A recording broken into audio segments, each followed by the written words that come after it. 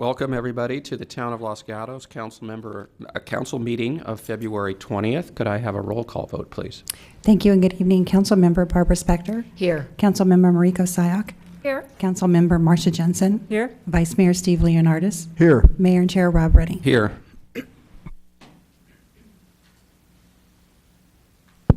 All right, so at this time, I'm going to invite our pledge leader to come up and join me. Her name is Helena Kramer, so come on up here.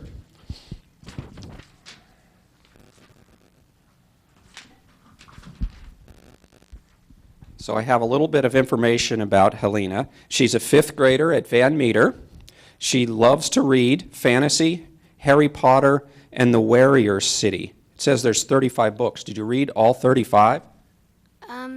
Pretty much. Well, that's pretty good. That's a lot of books. You must be pretty smart by now.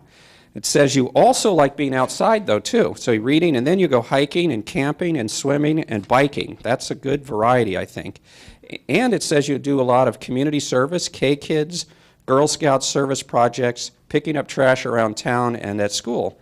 And you walk to school every day to save gas. That's great. I like that. Okay, so now I'm going to give you the mic and lead us in the pledge. So ask people to stand.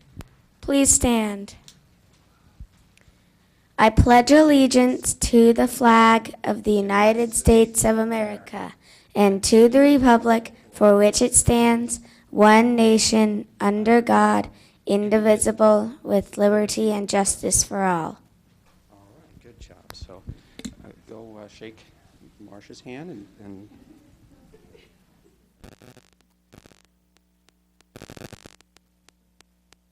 then Mariko's. Let me give you a present.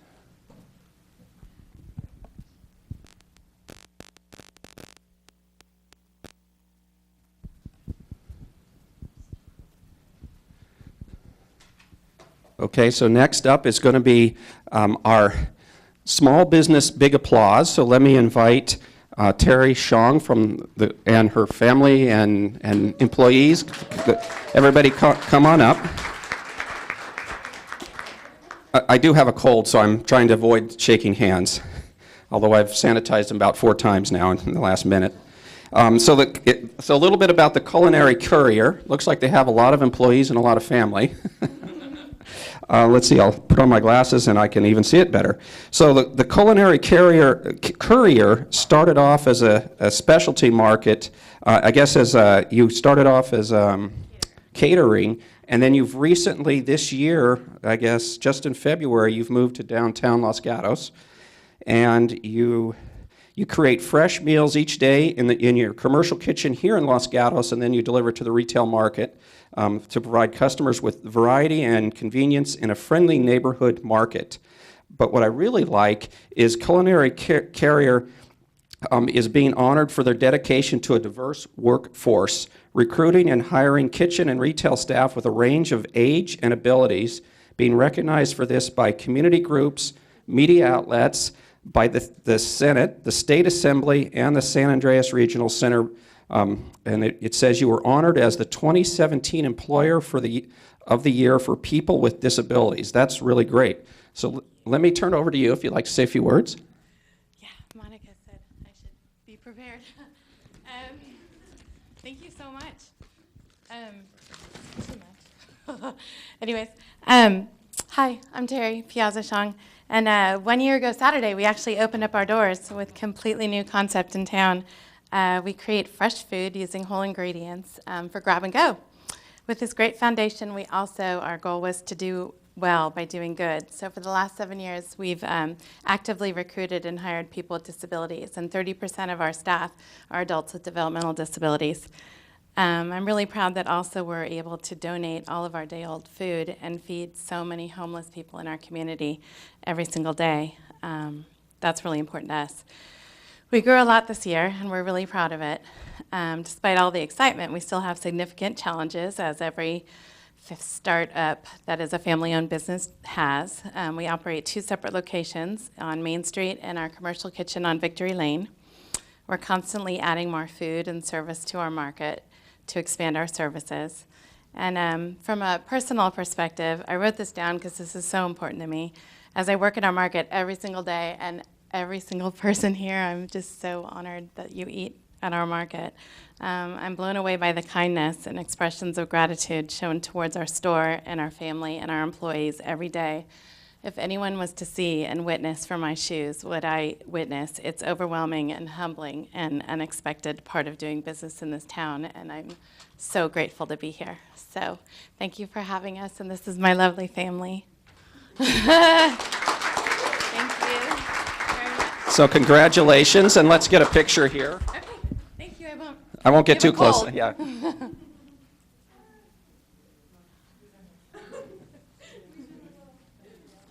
Sorry.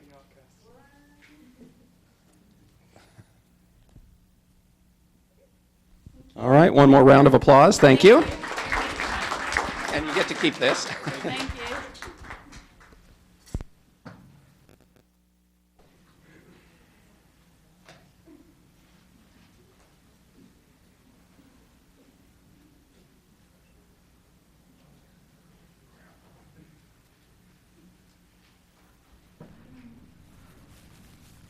Okay, so next up is council matters and manager matters. Let's start with Council Member Spector. Thank you, Mr. Mayor. The Finance Committee met and we had a full agenda of significant matters. We will be forwarding to the council our input on a sales tax measure and a recommendation regarding unfunded liability investments. I also attended the State of the Valley Conference.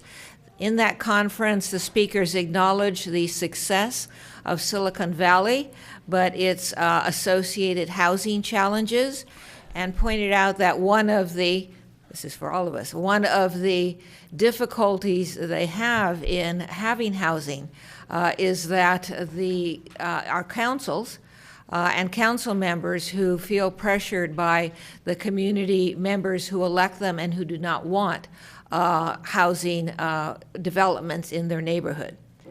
So in addition to those two items, I had meetings with members of both the development community and business community. Thank you. Thank you. Councilmember Sack. Thank you. Since our last meeting, I attended the Legislative Action Committee for the Cities Association. Specific item from that meeting was a request that the guiding principles and strategic priorities for Cities Association be sent to the city managers, and then that just be shared with the entire council, and that if there was any concerns or issues to be brought up with the representative of each city. In addition to that, I was also at the State of the Valley Conference, and just tagging on to what Councilmember Spector said, there were a couple of council members that congregated in the hallways afterwards and thought it would have been a very useful conversation if there was a city perspective to share the perspective of being a representative of your town and your city does not necessarily make you I forget the words that were used, but it's not necessarily always a NIMBY issue, but more of a trying to represent your constituents to the best of your ability. Okay, thank you. As usual, my list is pretty long, so I'll go quickly here. I attended the LAFCO Commission meeting. We finally approved the Montecito annexation that's been around forever. I met with the CEO of San Jose Water to better understand the rate issue that's been going on. I attended the VTA Policy Advisory Committee, and I attended the Cities Association Board. I also missed the State of the Valley, Joint Silicon Valley State of the Valley, and attended the Housing Solutions Summit at Facebook. I guess mayors mostly were invited to that. And I attended the Silicon Valley Clean Energy Legislative Ad Hoc Committee, also their Risk Oversight Committee. I attended the Council Finance Committee. And I attended a meeting that the Chamber put on with owners in town and business owners in town. The discussion was revitalizing. Let's see, I also attended later that same day the service providers meeting, that's community service providers meeting organized by Tom and Dennis Picro. And then on 2/14, the Silicon Valley Clean Energy Board selected a new chair, so I stepped down as chair. It's a little bit sad since it's kind of been my baby. When I took over chair, we had no customers, and we didn't deliver any power yet, and now we have about 250,000 accounts. We have paid off all our bank debt. We paid back all the cities. We have hired a new CEO that starts this week. The other CEO was mostly for startup, and he moved on to start up another one, so we also hired another CEO just recently. So feels good, lots of things accomplished. A little bit sad that I won't be the chair anymore, but I'll still be on the board. And I also attend the Council Policy Committee. Vice Mayor Leonardis. Thank you, Mayor Rennie. Since our last regular meeting, I attended the West Valley Sanitation Board of Directors meeting where we levied a fine of about $120,000 on a Saratoga resident, was the main item of business.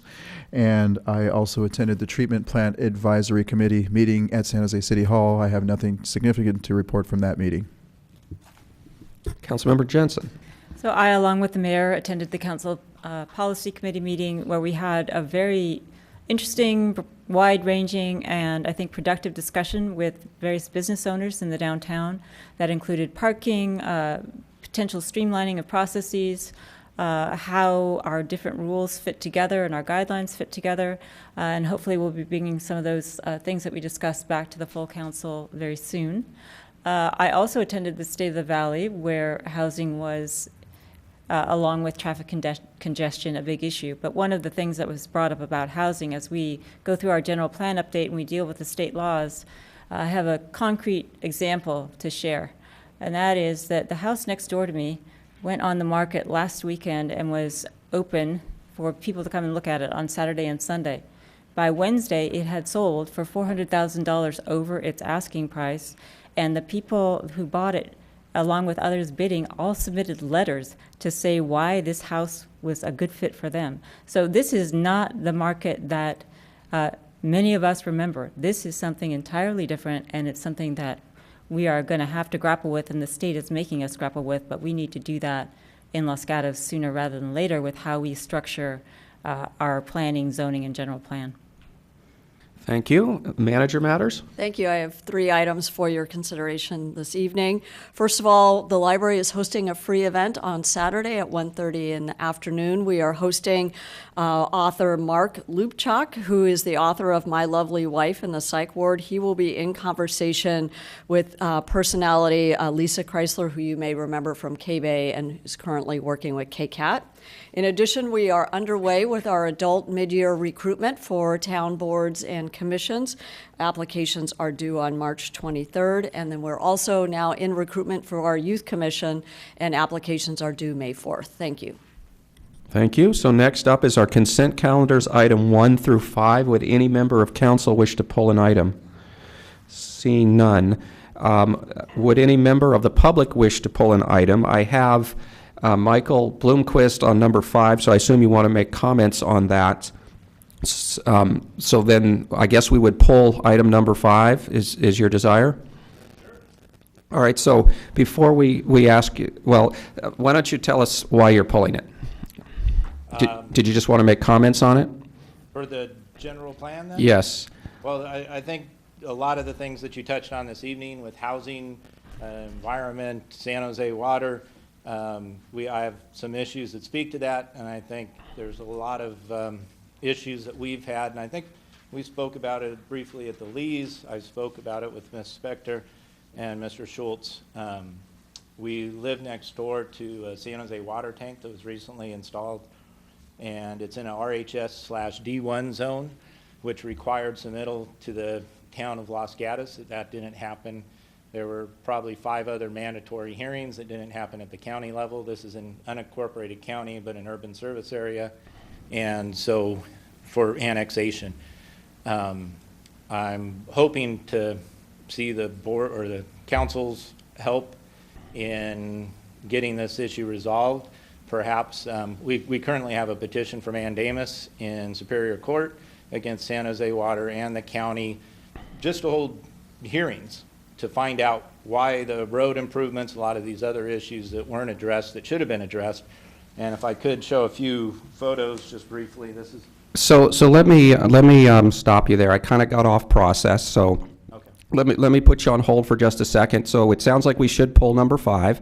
And let me go back to the council and see a motion for the rest of the consent calendar. Councilmember Spector. Move to approve consent items 1 through 4. Second? I have a second. Any further discussion? All in favor? Aye. Okay. So now we'll go to item number 5. Would staff like to comment before this gentleman completes? No, staff doesn't have anything to add. Okay. So sorry about that. Please continue. I got a little off process there. I want to thank you again for all the dedication you put to our town and really appreciate all the hard work you guys put in. I know it demands a lot of your time and effort, so thank you. So this is the area here, pre-zone, the HR pre-zone area, and I'm sure you're familiar with the zoning requirements in that area. Here's an aerial shot of essentially our home and a lot we were working on developing.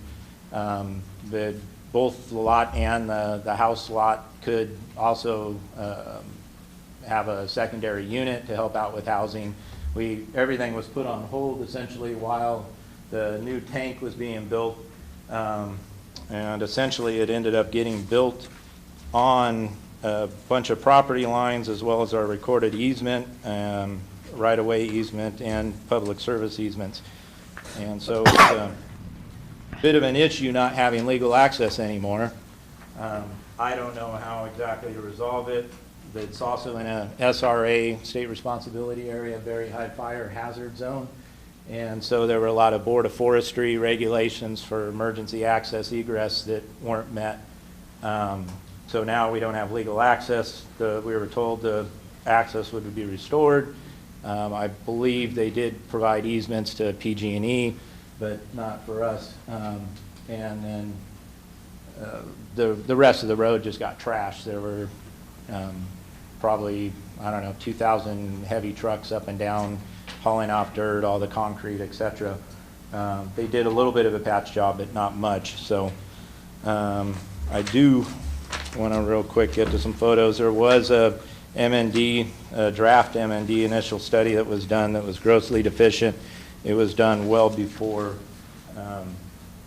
the project itself got approved, the building permit for it. So this is the intersection of Overlook and La Mirada, just to give you some proximity as far as where that's at.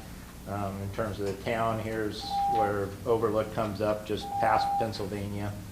And so I know for the general plan, if there's anything you can do to do some enforcement too, to have them actually submit this stuff, because it wasn't right. So let me see if you have any questions. Any questions from council member?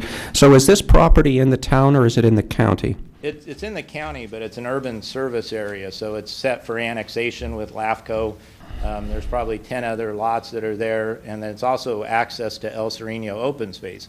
So it's a very narrow road down at the bottom, no visibility. Mountain bikers come flying down, and probably every other month or so come in close contact with one. And so your suggestion is we might want to annex that to better control what's going on? Well, the parcels we have are detached from some others. San Jose Water has 3 contiguous properties that are also with ours, and then there's some other vacant lot that's in between, and one other neighbor. So everybody's open to annexation, but there's a lot of improvements that should have been made by San Jose Water during that project. So use permit, no hearings for that, ASA, design review, no variances on anything. The fences they just installed are like 12 inches off the right of way, so there's no room for, and this is on both sides of the property, so it wasn't just both sides of the road. So if possible, it's not at the appellate level, but some type of amicus brief or something. I don't know if that's possible to put into the court. All the opposing counsels on there, you could, write out to everybody and say, almost as like a form of mitigation. Okay, thank you. Let's see if there's any other questions. Councilmember Sack. I apologize. I feel like I'm at a disadvantage. So walk me through. You are on, this location is on Overlook? It's on La Mirada. It's the first street, so the town limits ends at Madrone, and then 200 yards past that is La Mirada. We're up that with the Burks. There's really only 2 homes there, but there's a number of other homes that back up to the project from Overlook. And it needs a lot of attention. There was a lot of paving and drainage that wasn't in the initial study that was done afterwards, and I'm sure that was done for off-street parking requirements that, you know, it's also zoned R1, so 1 acre. This was a 17K lot that they tore down a single-family home, built up a big tank, and the stormwater issues and lots of other things that need to be addressed. And, you know, we thought at that time we were in the drought, and all the emergencies that they, you know, were saying to rush this through were valid, but then when it came time to fulfill their promises, they didn't. So I have no further questions, Mayor, but if I may offer a suggestion, because there is a lot of information that I'm not quite able to process right now, is it possible just to have this a council referral so that for those that don't have the background, we can follow what the background is and what the appropriate steps might be? That seems like a good idea. If I guess somebody from staff could get his contact information, Mr. Bloomquist's contact information. I have also a question for staff on this. Is this really about our general plan, or is this about our annexation project? I don't believe it's about the general plan. The properties are not contiguous to a town boundary. They are in our urban service area, but pursuant to our agreement with the county, we don't annex properties unless they're contiguous to a town property within the USA. So this was an action, I believe, that was taken at the county, who is the appropriate jurisdiction for this body, and it sounds like there may have been some shortcomings with either process or follow through on a number of items, as Mr. Bloomquist has noted. Okay, thank you. Thank you, Mr. Bloomquist. Anybody else wish to address us on this item? Seeing none, I'll close the public testimony and come back to council for a motion or questions. Councilmember Jensen. I'd like to make a motion to approve the work plan for the general plan update as contained in our staff report. Do I have a second? Okay, I have a motion and a second. Any further discussion? Seeing none, all in favor? Aye. Aye. Anybody opposed? None opposed. That passes. Okay, so let's move on to verbal communications. And I have John Shepherdson up first.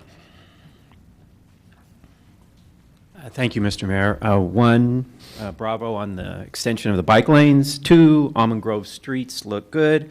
3, I heard that the developers come under budget. If I'm correct on that, then bravo to that contractor. I came across this contract law enforcement safety service security memorandum that was created by the Santa Clara County Sheriff's Department, and I wanted to share it with you all. And so this was sort of corroborating information I had developed on my own, and so this is the first page, and I asked some questions why Saratoga's budget is substantially, like in millions of dollars less than Los Gatos. So this was in 2012, and this is created by Captain Edward Lavaroni. And this is page 2, and he's talking about future trends, and he's talking down here about Saratoga and Cupertino on page 2. And I provided you a copy of this memorandum. Page 3, you talk about the assets, greater assets associated with the Sheriff's Department. SWAT, bomb squad, they have underwater search and rescue, the services, the benefits of that. The city's insulated, or towns or cities are insulated from labor issues, liability issues. 4th page addresses the issue of control. Sometimes people are concerned about loss of control, but you can contract, you can negotiate with the sheriff what level of services that you want. And interestingly enough, I always have to watch my time, it indicates Los Gatos charges $445 per citizen, Saratoga $149 in Cupertino. The differential there is about $300 per citizen. You take that by 30,000 citizens and you get to $9 million.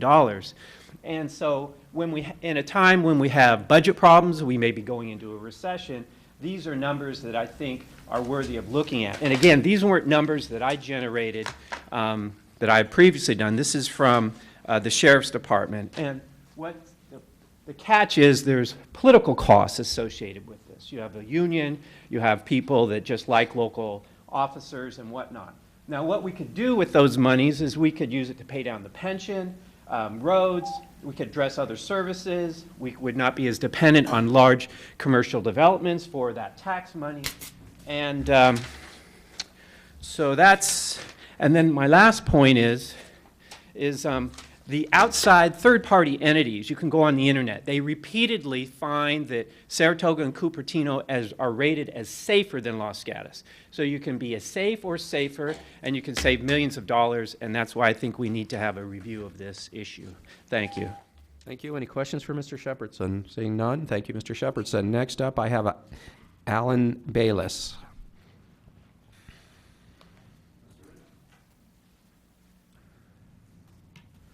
Hello. I'm one of the local homeless people. Pastor Dale Gustafson is my friend at Calvary, the big church on Los Gatos Boulevard, and I keep in touch with him. I am friends with a Filipino individual who works maintenance and at the Fisher School. I have no strange record. I have a battery. No one's friends with someone else's youngsters, so I stay off the property if I go by. Hi, Pinoy. But he's having problems with the coyote proliferation running around the back of Fisher, and there's a big field back there. And I work with Humanity for Cats with Karen from Petco. She has the cats humanely spayed. And I live along the creek. There's maybe between 5 and 10 homeless people in town at a time. I like to take care of the cats and study Reiki and my Bible.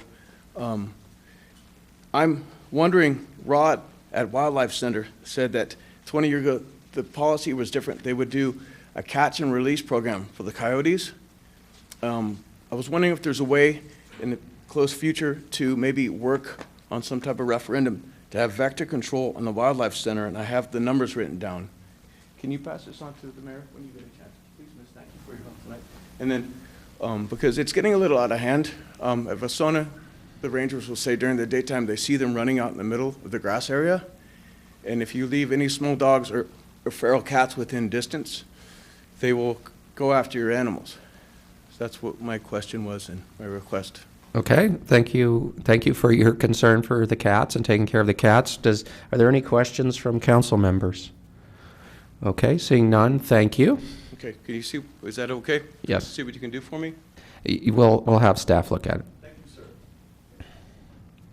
Okay, so next up for verbal communications, I have Catherine Summers.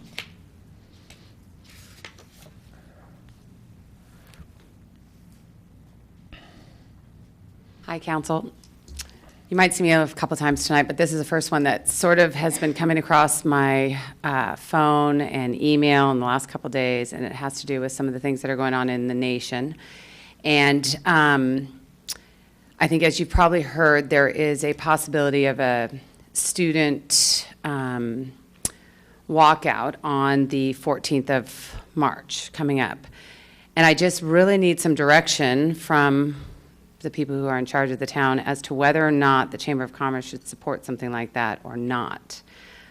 Because I've been asked by school administrators and a lot of neighbors and friends as to whether or not I will do something about that. And frankly, I'd like to support it, but I don't want to step on anyone's toes if you don't think that that's a good idea. So I'm asking the question. I'm sure you can't give me any advice right now, but if individually, offline, you can let me know how you feel about that.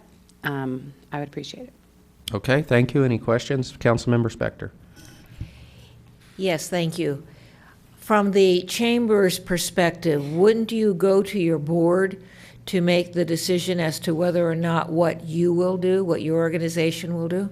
Yes, we do have a board meeting, fortunately, next Monday, and this is on our agenda for next Monday, and they would like to get some direction from all of you as to whether or not we should support it or not, and whether or not I should encourage the business community to participate as well. It's, obviously a heated topic, and I think if, whatever you decide is sort of the direction I'll take and support, and I'll tell my board that that's what I think we should do. But it's a big issue around the country for sure. So any town that's taking a stand on it is making a statement, so. All right, thank you. Another question, Councilmember Sack. Ms. Summers, the questions that you received from school administration, were they more protocol in terms of does the chamber support it, or protocol questions as to will the kids be apprehended because they're not in school on a known school day? Those are the types of questions I've been getting, and so I was curious what kind of questions you've been getting. So same questions, and I think really it's just a 17-minute walkout, so it's not, I would like to be able to support the schools and say that, yeah, there shouldn't be, and support the parents who are asking me that no, there won't be any punishment for kids if they walk out. But it really needs to be a town-wide decision that our town is going to support this or not. And surely there'll be some people that won't. So again, it's a big decision, I think, on your part as to whether or not you support it or not. Vice Mayor Leonardis. Thank you, Mayor Rennie. Ms. Summers, so this is the first I've heard of this event or assembly or whatever, protest. Is this at the high school? Is that the idea? Nationwide. Nationwide. So it's a viral campaign that's really getting a lot of traction, and I think it could be really powerful. And it is the kids who have really initiated this protest, and so I think it could hold a lot of weight if every town in America gets behind it.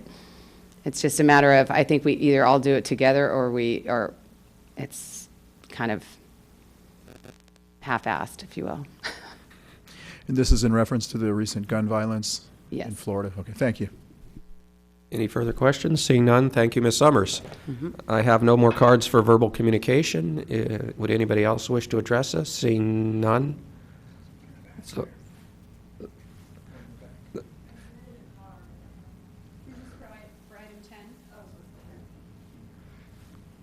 so go ahead, Councilmember Sack. So if I could just direct this to staff. Ironically enough, I did get a couple of questions similar. It is only 17 minutes, but is there any specific advice that the town staff would like to offer, or would you like to be in communication with the high school and the administration on protocol and or procedures should they wish to come to town hall with a message? Thank you so much. This is the first that we've heard of this as well, so we would like to honor the relationship that we have with the high school and our other superintendents, so we'd like to work with them. I'll treat this as a council referral, so that way all of you have the response. Thank you. Okay, so I'll close the verbal communication, and we will move on to item number 6, which is review our Transportation and Parking Commission work on downtown time-limited parking.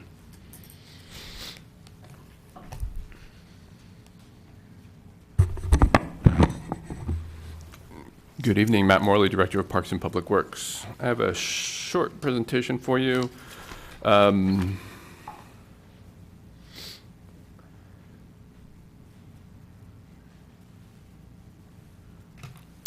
So let's start out at the top and recap a little bit. In the priority setting session last year, the council provided the direction to the Transportation and Parking Commission to do a little bit of work on time-limited parking and paid parking. This is a summary of their time-limited parking efforts, and I wanted to give the credit there for the hard work that the Transportation and Parking Commission did in actually going out and doing the analysis and providing a review of the analysis, collecting data. They spent quite a bit of time downtown making sure that our information was accurate. There are a number of other efforts that align with this one, including paid parking, a parking garage, employee parking permits. So it weaves in with other efforts that we're doing specific to the downtown and parking. So there's other considerations as well. We'll be bringing back a conversation on paid parking in about a month when we talk about the parking garage. So a couple items coming forward in the future. A little bit about time-limited parking. Time-limited parking is set up, as you're aware, I'm sure, in order to manage the behaviors of parking to help create quicker access to businesses where it's necessary. So that's why the town has the 2-hour parking along the curbsides for quick access to those businesses. And then as the parking opportunities get further away from the businesses, the time is extended to allow for longer term parking. So our unlimited parking tends to be a little bit further away on the back end of our lots than the more distant parking lots. And our in-between parking, our 3-hour parking is in our muni lots throughout the downtown. Again, the idea there is to manage the time-limited parking, so those who are staying longer would walk a little bit further to get to their destination, and those who are in for a shorter period would have a more convenient spot. In doing the analysis, the commission took a look at an industry standard 85%. So 85% of the parking availability, once that it hits that threshold, is considered full. So anything above that would be something that we'd want to pay attention to in terms of capacity needs. If it's below 85%, it's considered by the industry to be sufficient parking. So I wanted to run through some numbers a little bit here of what we've seen. First of all, our parking lots, and you have this in your attachment, so it's a little bit easier to see, but on the top of the diagram is the north lot, and then the numbers run 1 through 10 on the bottom, all the way to the south. Skipping number 8, there is no parking lot 8, if you're wondering where it's at. Looking at the numbers, and I will say these numbers include unlimited 3-hour, 2-hour, and sort of a combination. For your information, if we were to have backed out the north lot, and we did include the north lot in all of these calculations, the unlimited parking goes up to nearly 100% on every day except for Saturday, every weekday. And it goes up early in the morning. So at 10 a.m., the unlimited parking is essentially full from the town's consideration. The Transportation and Parking Commission did their survey on Tuesday, Thursday, Friday, and Saturday. So they wanted to capture some of the lighter days, so the Tuesdays, the Thursday, Friday as sort of being the heavier days for the town, and then the weekend as the opposite day. And keep in mind that there is no time-limited parking on Sunday, and the time limits end at 6 p.m. So you can see on Tuesday that again, the unlimited fills up fairly early in the day here, even including the north lot. At the 10 a.m., the blue bar, the unlimited parking is fairly full. The 3-hour limit definitely fills up at the lunchtime hour, and you'll see throughout that lunchtime tends to be fairly busy in the downtown. No surprise there. And of course, the 2-hour is fairly full as well. And just running through the days, similar numbers for Thursday. Thursday, you can see a little bit more impact on terms of parking. And Friday being the biggest day, again, lunchtime is the biggest time frame, so between noon and 2 o'clock is a big parking demand time frame. And then Saturday, the parking demands lightens up a little bit. The reason for that is largely because a number of the businesses that are present during the week are not there, so the office-type businesses are not present during the week on the weekend, so that allows a little extra capacity, especially in the unlimited time areas. So Saturdays tend to be a little bit lighter in terms of the parking demand. There was a couple of efforts that we went forward with in looking at the parking. We talked with the downtown businesses through the chamber, as was requested by the council. A couple of ideas that came forward included changing 3-hour spaces to 4-hour spaces. So extending the time frame. Again, the purpose of time-limited parking is to sort of manage the behaviors, manage where folks are parking. And the conclusion on this particular item is that we're seeing quite a bit of shuffling of spaces. So as 3-hour time limits are reached, a number of employees or businesses in the downtown are actually coming out and moving their vehicles to a different spot to extend the time frame. And that's really not the intent of the 3-hour parking. That's really the intent of the unlimited parking. And so the behavior change that we'd be looking for there is not to extend the time frame, because we think that just allows an extra hour of time for in between shuffles, but rather to work on the encouragement of moving that behavior to the unlimited parking. And there's plenty of capacity in the north lot. The parking there is light, as there is in the Miles lot. One of the other ideas that was presented was converting unlimited parking to 3-hour parking, especially in lots 1 and 2. So that would be removing that unlimited parking along the back wall of those parking lots, and with the idea of changing the behavior to encourage folks to move across Highway 9 to the north lot. Again, the risk with that particular solution is that the folks would not actually move. They would actually begin to shuffle where they currently aren't shuffling. And so whether we be successful there or not is something that we could try, but not something that we think we'll be successful with given the current behaviors in the downtown.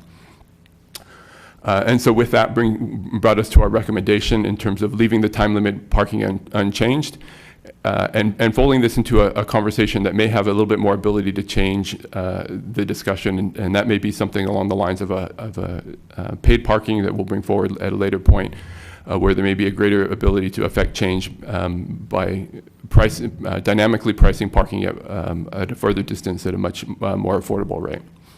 And so with that concludes the report, and here for questions from the council. Okay, council, questions from council?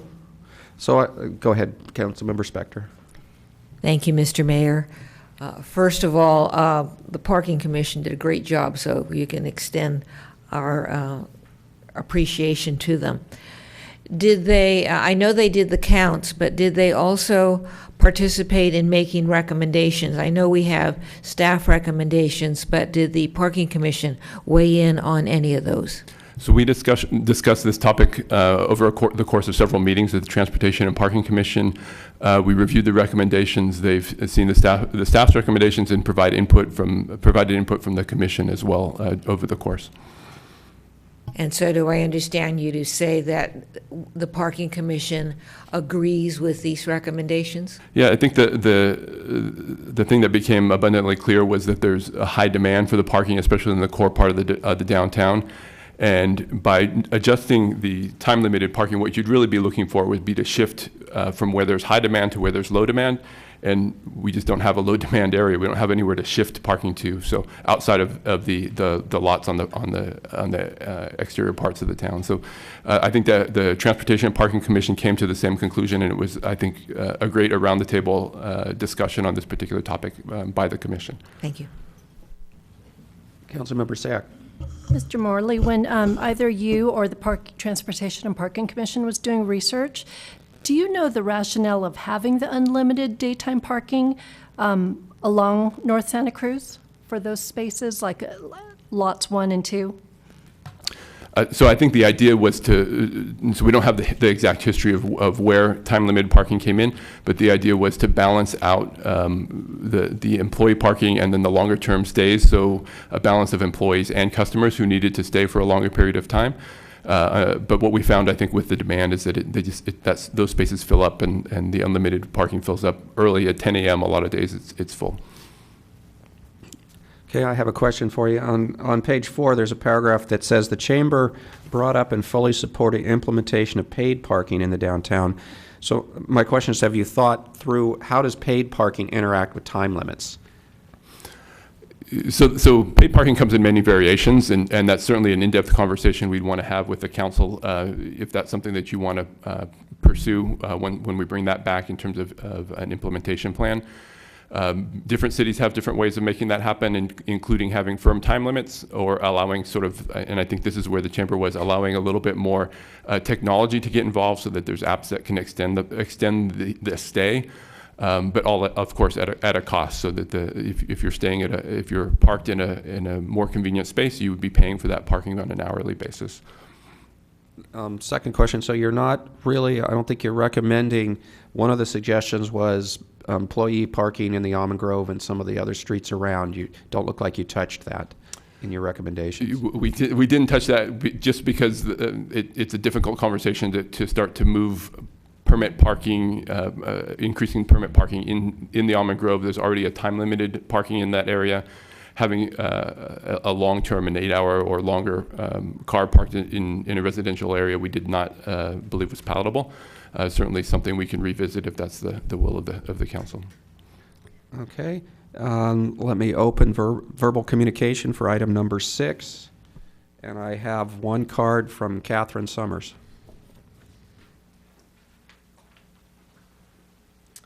Hello again, Catherine Summers, or Chamber of Commerce. So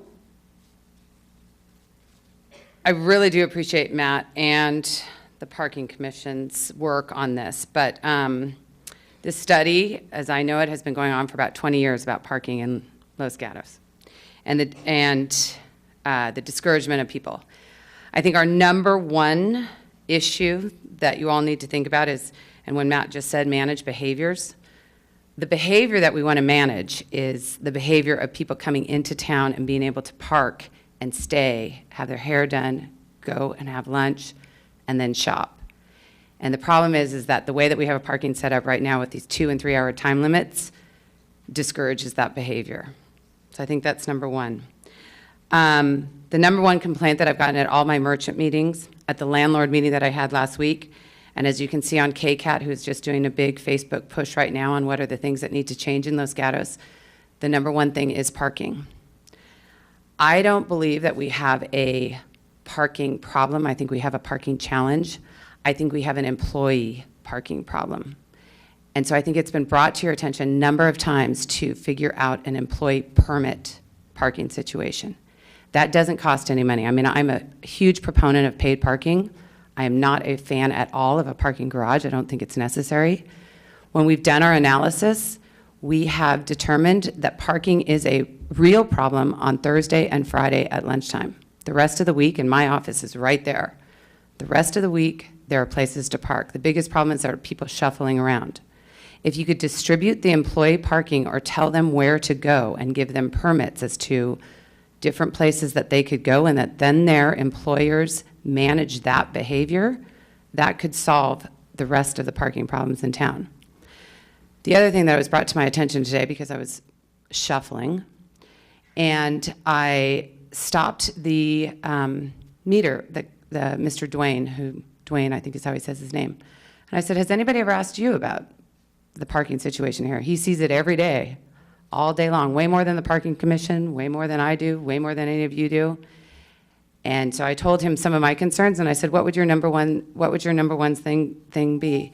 And he said, have a place where the employees can park. Have placards on their windows of their cars and designate areas where they can go. And then all the rest, all of North Santa Cruz opens, maybe that's only 1 hour parking, and that opens just for people who are coming in and out. And then you have 4 hour parking in the other places so that people can stay and enjoy and shop and spend money. Questions? Councilmember Jensen. Thank you, Mr. Mayor. Thank you, Ms. Summers. At the policy committee, or at various policy committee meetings over the years, we have discussed employee parking. And one of the things we talked about was stacking employee parking in the lot, I forget the number, where many employees now park behind the pharmacy store, et cetera, downstairs. Are businesses still in favor of that kind of a model? Yes.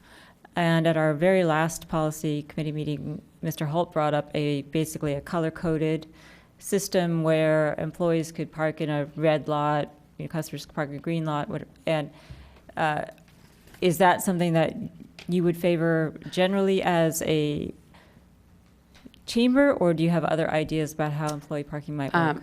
I do support the color coding. It works very well, I understand, in Palo Alto, and I've looked at a couple other places. I support paid parking in general at different times of the week, and I think we could manage that. It is huge. It's very expensive to do, and I've looked into that as well, so I understand that.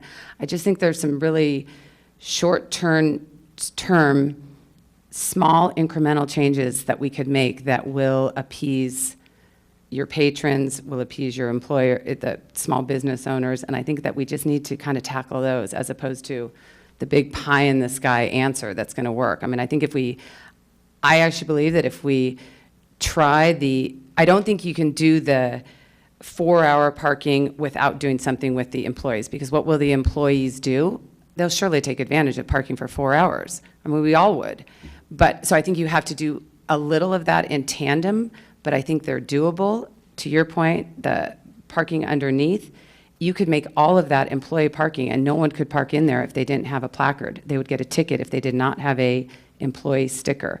High school students couldn't park there then, and patrons couldn't park there, but that would open so many spaces on top. And those people then would be way more productive at work because they would have an 8-hour time frame at which they could park. Keep the unlimited parking along the back fences. I just think we make this all a lot harder than it really needs to be. Go ahead, Councilmember Jensen. Just one more follow-up. Thank you for that answer. In the past, one of the issues has been that merchants or business people have come and to us or the council and said, we don't want to make that dollar investment in a permit or, shuttles, for example, from the north lot or whatever it might be, or valets to stack in the lot that we're talking about. Do you sense that there's any kind of desire now to make some kind of dollar investment in that? Or do you think it's a matter of encouraging employees to act pursuant to a placard or handing out placards? Well, first of all, I don't know why it would cost a business owner any money to give their employee a designated sticker as to where to park. I mean, maybe if you want to make money back from the tickets that you're not going to be, the ticket revenue that you'll be collecting. But I think that's a pretty simple process, and I would love to be the one that goes around business to business and gives them their, and asks how many placards do they need, and hey, and that's a much easier sell in order to support it, to say, okay, now employer or business owner, now you need to make sure that you encourage your employees to park in these designated areas so that you have places for your patrons to park. I mean, you got to wonder how many Apple employees, and not to throw Apple under the bus because they're great for this town, but how many of those 30 to 40 employees that they have every day are parking on North Santa Cruz? And they walk out and they switch their cars around. We see it all the time. Again, the parking attendant today said that is the biggest thing that he sees. It's chasing people around from place to place. And it's just not really effective or for anybody.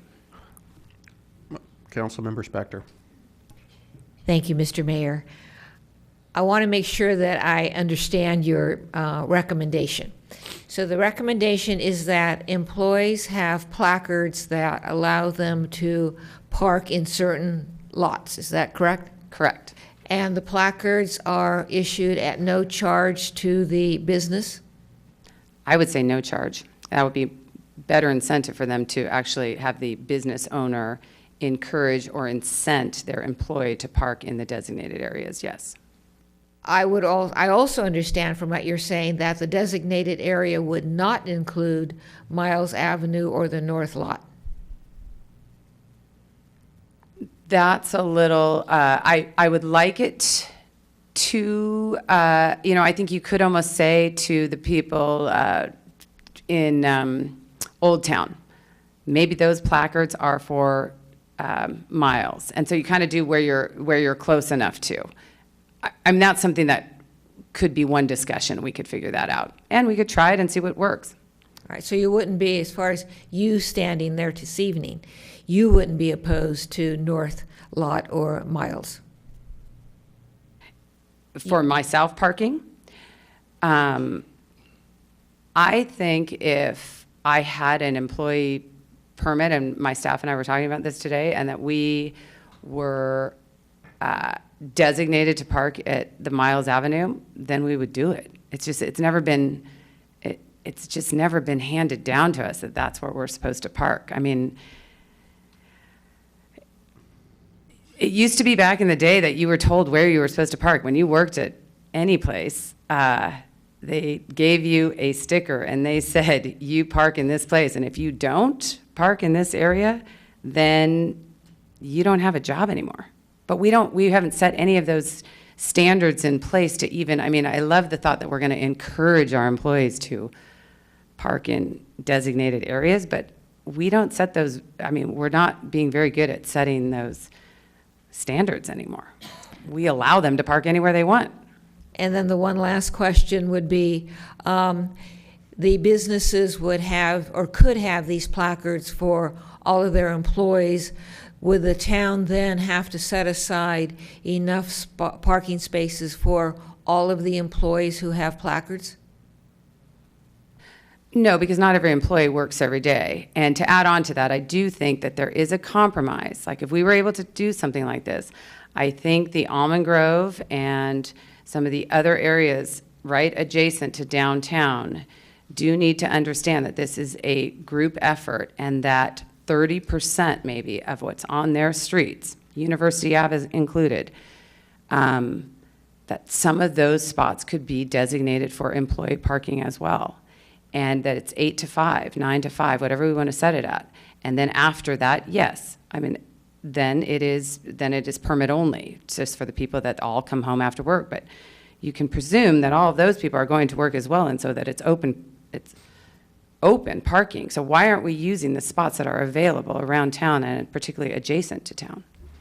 So it would be, again, under your concept, there could be instances, in fact, there might very well be instances when there are more placards than there are parking places. I would highly doubt it. But here's the best part, we will find out. Okay, thank you. Councilmember Sack? Yeah, so I'm trying to follow your line of thinking of let's not overcomplicate this. And so, for example, not to pick on you and your staff, but right now, where do you park? Oh. Well, fortunately, I park right in front of my office. Because you can, what's the word you word? So what we do, we shuffle. You shuffle. And we shuffle to the point of, and we see everyone else shuffling as well. And sometimes we even shuffle together because you run outside. And so I'll move my car to one place and then my other, another colleague will move into the space that I just left. I mean, I'm fortunate that I'm in and out a lot, so it works well for me, the 3-hour parking, but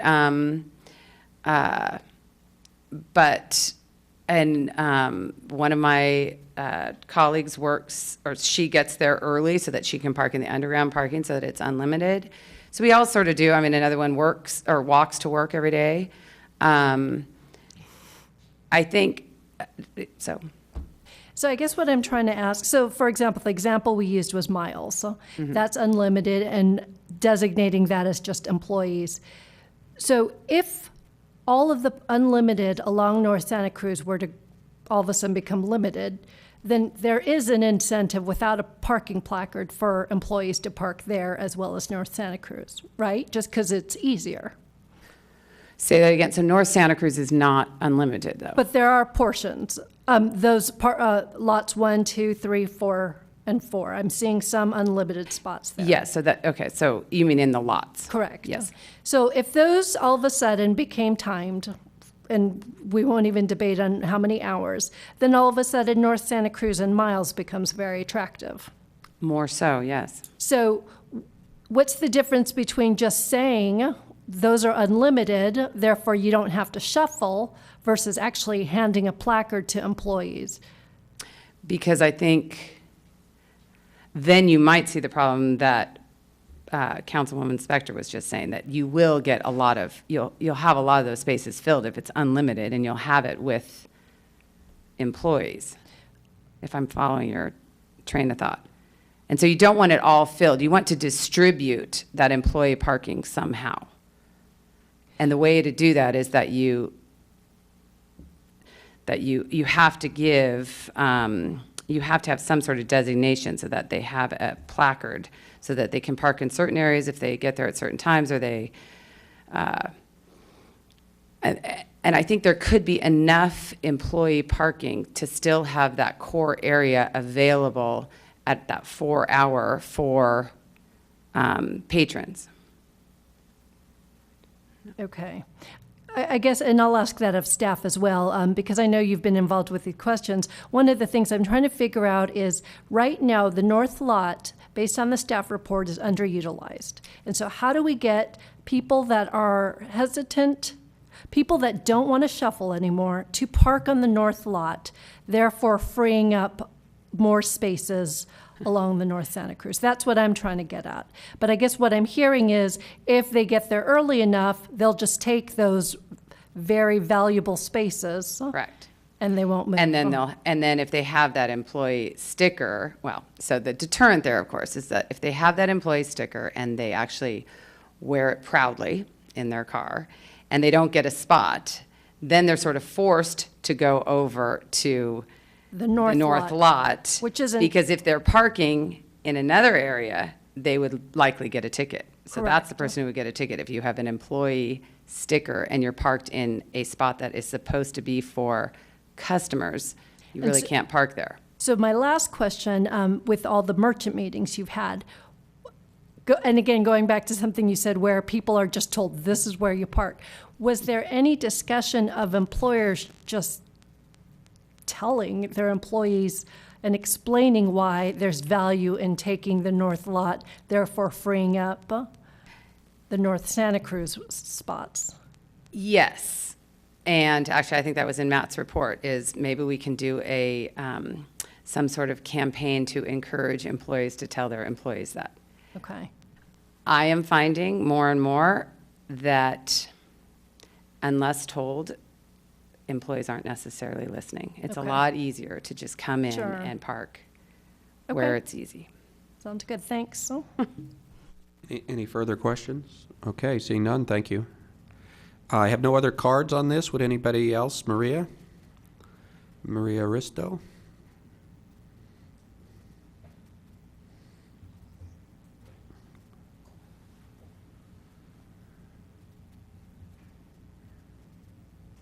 Hi, Maria Risto. I sit on the Transportation and Parking Commission, so I want to thank Matt for presenting the work we did so comprehensively.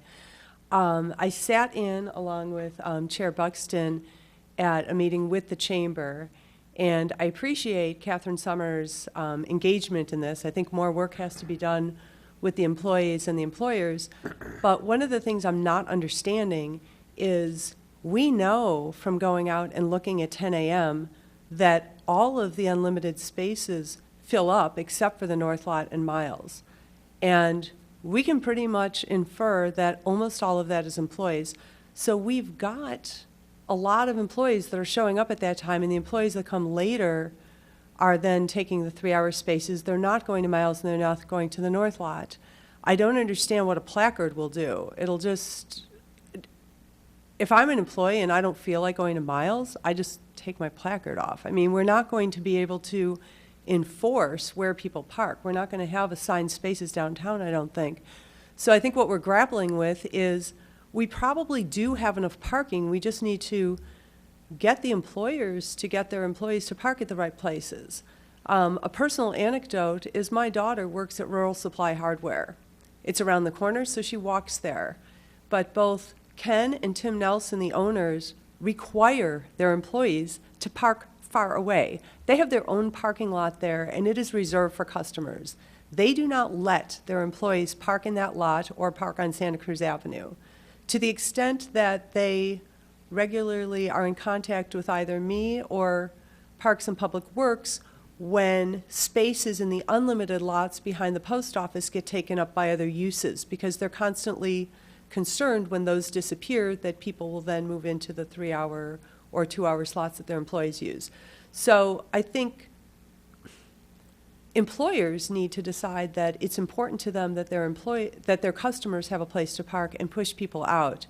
But when we've got easily at any given time over 50 spaces available in the North Lot and probably 25 to 30 spaces at Miles, it's really hard to consider spending money on a way to create more parking, and changing 2-hour and 3-hour and unlimited to purple, green, and red. I don't see how that changes anything. So I think we've got to look at how to get the message out that there is parking capacity. Councilmember Jensen. Thank you.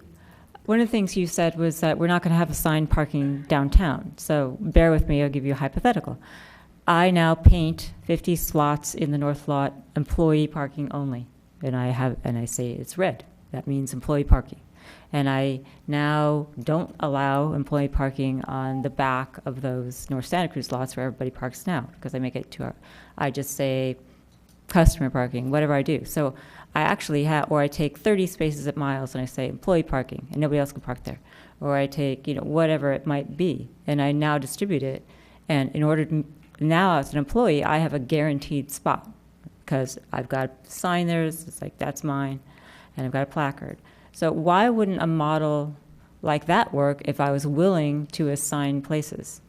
Right. So along those lines, I think that actually would be great if we maybe to shuffle some of the unlimited parking, either remove a little bit of unlimited parking from 102, although we're not sure if we can get people to move there. But for example, if we said that the bottom of lot 4 is employees only, and maybe you pay a nominal fee, but you get to park in that lot and nobody else does. That would be a possibility. Same thing with Miles. Set aside spaces so people know they have a space there. Because maybe sometimes people don't really believe that there's always parking there. So yeah, I think that would make sense. But I think it's hard to say it would be free because there's an enforcement component. If someone who's not an employee parks there, you have to do something. And so there is a cost to it. Okay, thank you, but there's an enforcement component anyway. True. So, thank you. Councilmember Spector. Thank you, Mr. Mayor. So you're an employee, and you now have North parking lot and Miles red curbs, and it says employee only. And you don't feel like parking there, so you just go and park in one of the 2 or 3 hour parking spaces. What am I, town, or what am I, employer, going to do about it? Right. Well, the other option, which would be really onerous because, well, just like I don't think it wasn't extended very much, but in the olive zone, for example, people cannot shuffle. If you park in the olive zone, if you move to another spot in the olive zone, you get a ticket. You get a certain amount of time there. I don't know if that was ever explored a long time ago, but you set up the 2 hour, some of the 2 hour spaces, and they are not shuffleable. If your car goes from in front of the Apple store to in front of Lexington House, you've lost your limit. I mean, that's another possibility. Thank you. Hard to change human behavior. I have a question for you, Ms. Risto. I heard a contradiction. You said that all of the unlimited parking is full by 10 o'clock, but then later I heard you say we don't need more parking. And is that because you think we have North Lot and Miles? Yes, so when I said all of it, virtually all of it in the main core area, not counting Miles and the North Lot. And so when we did those numbers, as Director Morley pointed out, we pulled the North Lot out, showing that the rest of the unlimited parking fills up pretty much. So my question really is, I think I'm hearing you say we don't need more spaces for employees, we already have enough. We think so. Then why are we full and we're shuffling? Because people don't want to go to where the extra spaces are. They want to be more convenient. And I don't know, I personally, this is outside of my area of expertise, I don't know how you make somebody go to a further space when they'd rather spin their car around a bunch of times every 2 hours or 3 hours. Okay, thank you. I have no other what? Councilmember Sack, one more question. So, Ms. Risto, I'm curious, when you were examining or doing a survey of the pre-10 o'clock, did you capture the 7 to 8 time frame? And in the context I've been hearing from not only this discussion but others is that it gets filled up with high schoolers as well. And so I'm curious, how do we capture that other than show up at 8 o'clock and do a survey of how many kids are coming out of cars at that time? Well, funny that you say that, because some of us will be doing follow-up counts probably from about 7:15 until 8:15. With school starting at 8:15, maybe we could stop at 8:05 and just look at how the lots fill up. I've done some informal dog walks to see how many cars are showing up before 8 a.m. Could be a variety of people, but we will be doing those counts. So we're going back and looking at some targeted areas to try and figure out, okay, who are people that are trail users, who are people that are high school students, who's getting in those spots that maybe aren't staying all day, or how that works out. Okay, thank you. Vice Mayor Leonardis. Thank you, Mayor Rennie. Ms. Risto, have you experienced anybody using our unlimited lots as park and ride lots? For instance, in the past, I noticed, because I used to work down by the North Lot, Every day it would fill up early in the morning with construction workers who would just all congregate in Los Gatos because we're strategically located from people coming over from Santa Cruz. And then they would all consolidate their vehicles or whatever and then go to a further commute. Did you witness any of that during your research? I think what we know is that the North Lot is a place where, with the positioning of corporate buses, through the work that Director Morley has done in Parks and Public Works, getting the buses to pick people up near the Starbucks on North Santa Cruz Avenue, just north of 9, employees are encouraged to park in that unlimited lot. And the capacity of that lot, I think, is about 150, 160 spaces. There are still always, even on Friday afternoon, even when everything else is full and bursting, there's always about 50 to 80 empty spaces. So that is encouraged as a park and ride lot. It's a great location, and there's still capacity. So. Thank you. You're welcome. I see no other questions. Thank you. Next up, Lee Katana. You changed your mind? Okay. So I have no more cards on this subject. Anybody else wish to address us? Seeing none, I'll close the verbal portion and come back to council for questions, comments, motions. Councilmember Sack. I have a question of staff. I'm just curious. I know this is on our website, and I'm curious if we know how many hits we actually get on our website for people looking for parking. I don't know off the top of my head, but we certainly have that data available, and we can pull that data and have it readily available for the next discussion. That would be great.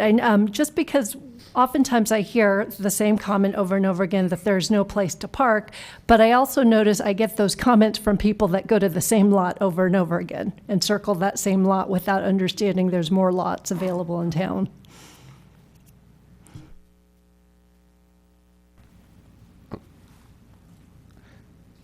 Other questions? I'll make some comments, I guess. So I think I disagree some of what I heard. I don't think we're going to get people to walk to Miles because we give them a placard. They're not doing it now. They're not moving to North Lot. It's open now. I wouldn't even say, I can't understand why we would put employee-only parking on a lot that's not full. So that idea doesn't make any sense to me. It seems like we need to generate more employee parking nearer, in a distance that employees are going to be willing to walk. It's kind of a balance between what distance, when does the distance become enough to make it worth shuffling? And people are willing to shuffle now. I don't understand why we're going to make them go to Miles if they're not going there now.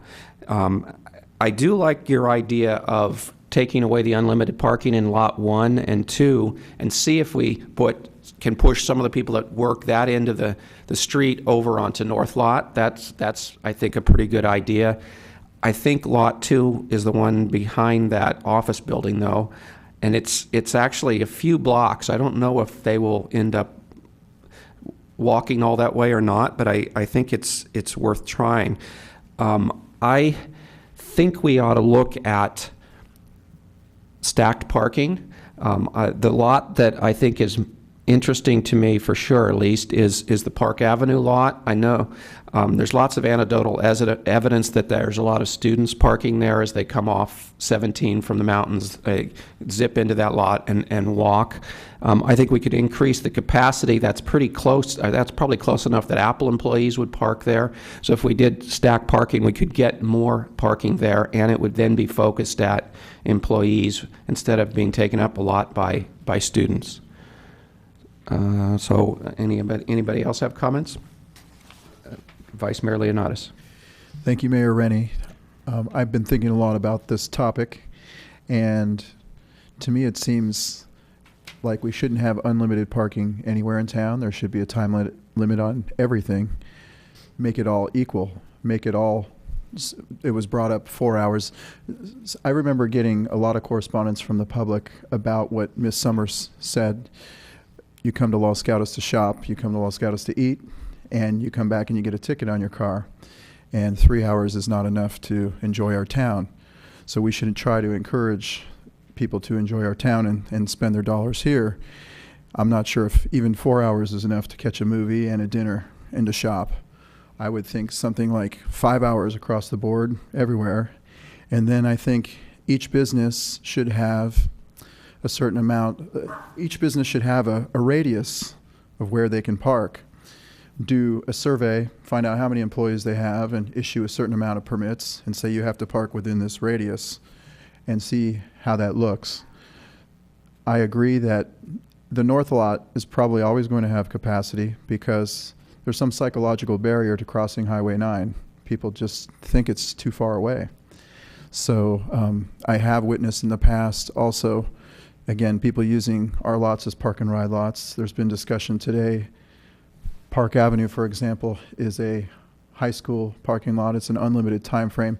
I know there are some residents at the end of Park Avenue, but if they have resident permits, they can park there. And if it were unlimited for everybody else, then it's always going to be full right at 8 a.m. So why not make that into a time limit as well, especially the parking that's in the core. Getting people to Miles Avenue, we tell everybody to park on Miles Avenue. And for some reason, they don't. But it's a good idea, but that could be incorporated into an employee parking program. I like the idea of stickers. I like the idea of perhaps a certain amount of employee spots per lot distributed throughout all the parking lots, and that's it. And the rest is available to shoppers. So it requires further research and some surveys being done with the businesses. I think it is incredibly unproductive, as Ms. Summers said, to have cars shuffling all the time, cars moving every 2 hours, parallel parking on North Santa Cruz and creating a big log jam of traffic because it's hard to parallel park and they're moving every 2 hours. So I think we need to do a lot of work on the subject, but we have to do work right away, and we have to do work that makes sense. And I think that includes surveying the businesses, finding out how many employees they have, and requiring them to get a permit and park within a certain distance of their business, and try to move away from the model of shuffling, and then try to move towards serving the people better with our parking. I think that is the key, not chasing everybody out with tickets. Town manager? Just quickly, I know you have other council members who wish to weigh in on this. I just wanted to remind the council that this evening we were just putting out some data from our first look at parking. So there are other elements of the work plan that we still need to come back to. The policy committee asked us to survey the businesses and ask employees where they park and why, et cetera, and survey the interest in perhaps valet parking or stacked parking. So we do have more work to do. The Transportation and Parking Commission has also been asked to study paid parking. So that's another work element. And then with the discussion this evening, gives us a lot of food for thought in terms of how we might move forward. I know Director Morley may have some other thoughts, but I know there's other council members who may have some additional ideas for us. Thank you. Let me ask a question. So the idea of using some of the neighborhood streets seems like there might be something there to explore. What I heard from the chamber director was, let's set it up per block kind of thing. This is block A, this is block B, and then you only give out enough employee permits and they're only good till 6, so employees come home. When the residents come home, the employees aren't still there. But if you could set it up so, I don't know what the right number is, only 50% of the street is full, then you get the employees there. What I think I'm seeing now is streets, certainly like Wilder, that are one off of it. You get people that are parked, as it fills up, your customers are parking there, and they're walking a little bit further to the shops. Why not encourage the employees there and let the customers get closer to the shop on Santa Cruz or some of the other places? My question is that too complicated to create a system like that? So I think we could overcome the employee permit parking in sort of the Almond Grove area in terms of making sure there's permits there before. It would be very similar to, for instance, a resident parking in front of their house and having a permit on their vehicle to identify them. So I think that's something that could be overcome in terms of workload. I would point you back to what sort of our experience with the behavior of employees, and that they're looking for something that is convenient, and unless you provide them that easy option, convincing them to move to a different location where it may not be quite as evident of where they're going to park, it becomes more of a behavior modification than it does making those spaces just sort of available to the general eye. So I think that, as Ms. Risto said, there's available spaces is changing that behavior and getting them to move. Similarly with the parking and creating spaces in lots 1 and 2, I think it becomes a behavior modification to get them to move across the street, and whether they'll actually do that or by taking away those spaces, we just create greater demand for the shuffle and you create more of the behavior that we're trying to avoid, and so that's what we're wondering about, and sort of where the discussion was. I do want to point out that there is plenty more coming on employee parking, lots of work on the staff side to do a survey of the businesses downtown. So that's all on our work plan and things that we'll be bringing forward.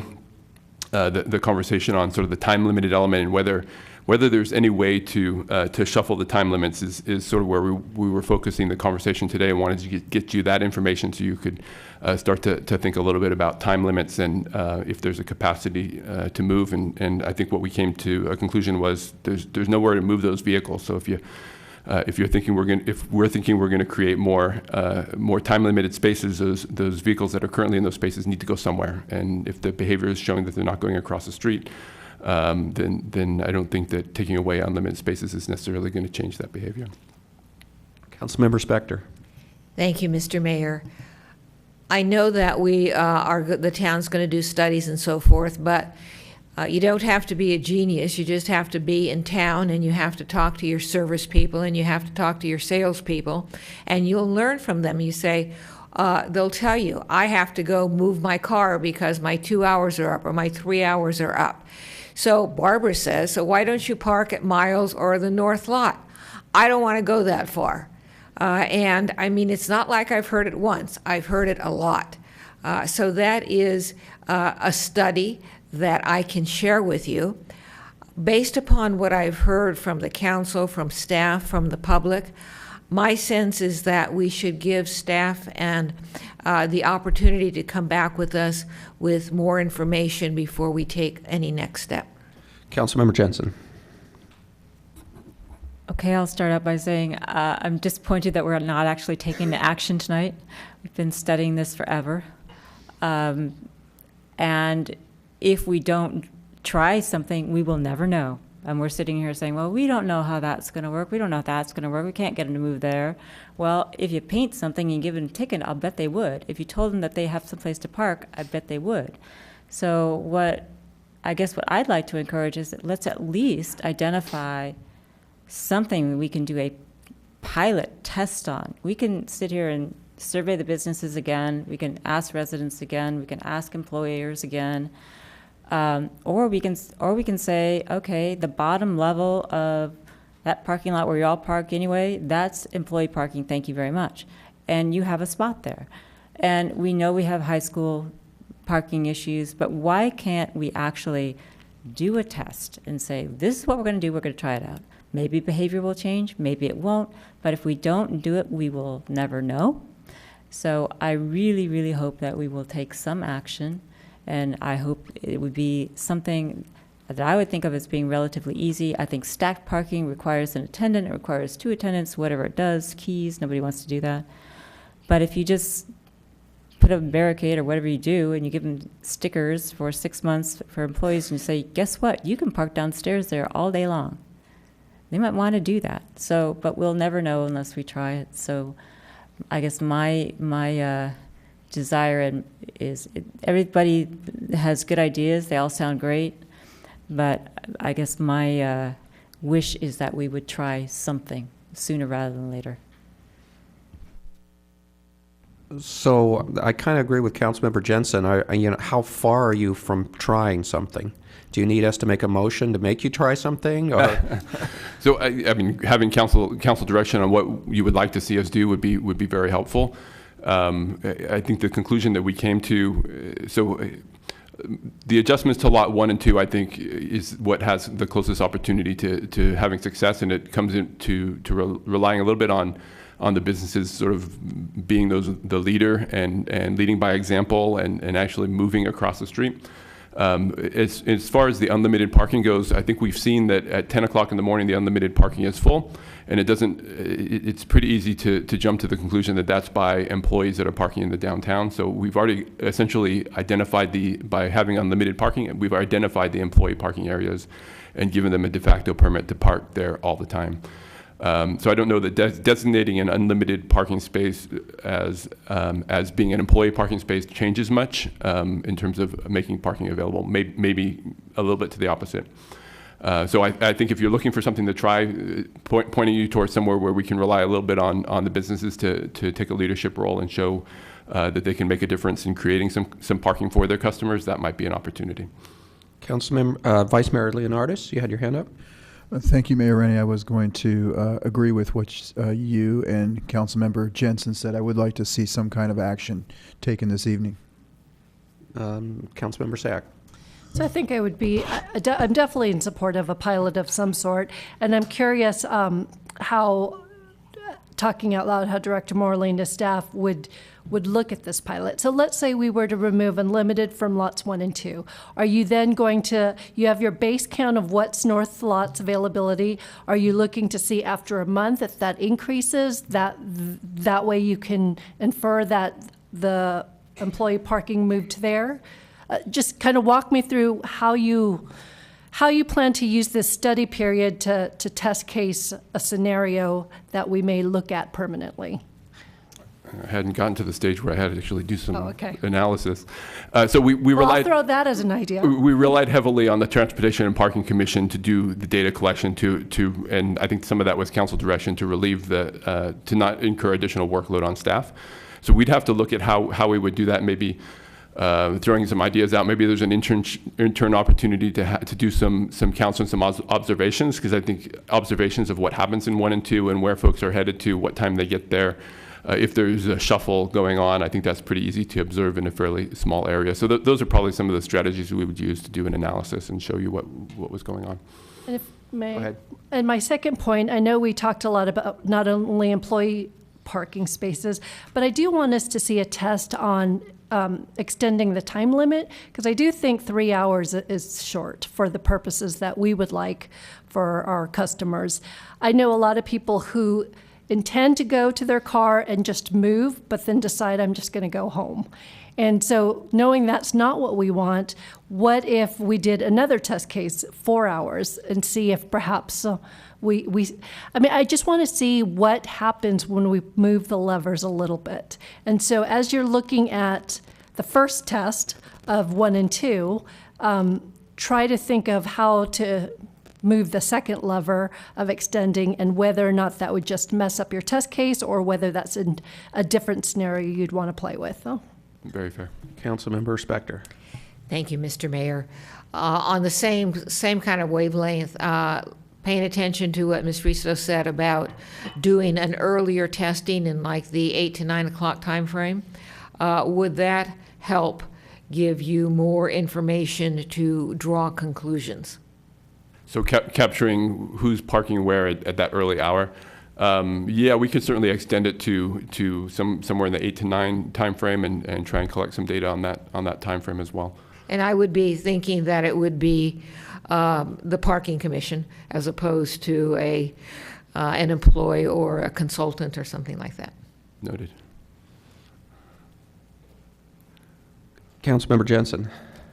I just wanted to echo Councilwoman Sayak's idea about testing out a 4-hour limit, because if we think about what we've heard tonight, a lot of the issue is the shuffling and traffic. There's traffic created by shuffling, there's greenhouse gas emissions created by shuffling, there's all kinds of things that we want to avoid that's created by shuffling. So that if we can get a car into a space and let it stay there and not get the email that we all have gotten, I will never come to Los Gatos again, I got a ticket, forget it. That may be nice. And I think that we also need to, all of us who are thinking about this issue and everybody in the town who might be I have nothing better to do is watching this tonight instead of the Olympics. A lot of people say, I tried to go to Los Gatos and there was no place to park. Well, that's code for I couldn't park for free as long as I wanted directly in front of the business I wanted to go to.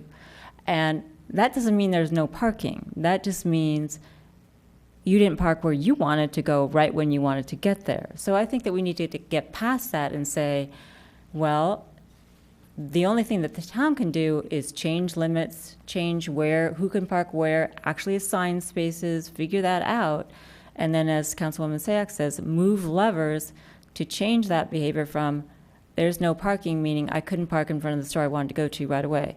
So we need to change people's thinking on that. It could take forever, but at least let's try it.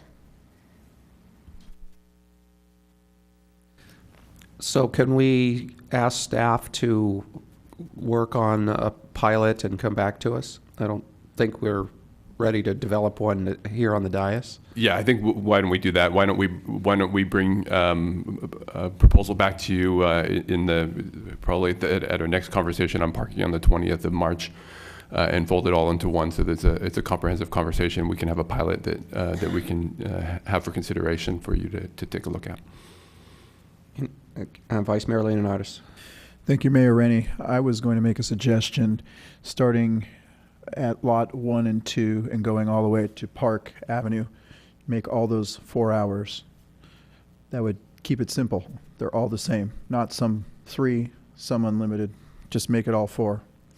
That's a good point. We do like the simplicity, and we want to avoid having 3s and 4s mixed because it becomes very confusing for the end user. I might not put 4s on lot 1 and 2 if you're trying to push them across the street, though. Great. Okay, Vice Mayor.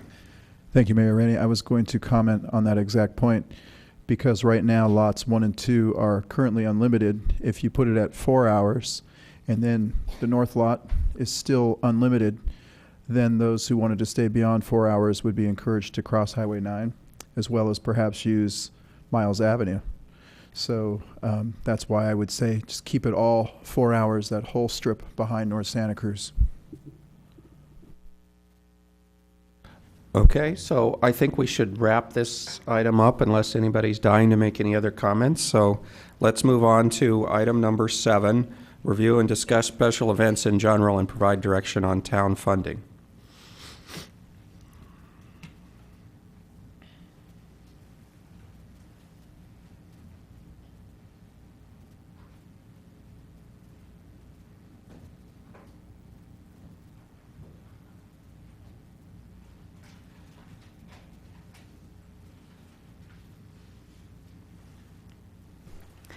Good evening, Mayor and Council. It's Monica Wren, Economic Vitality Manager.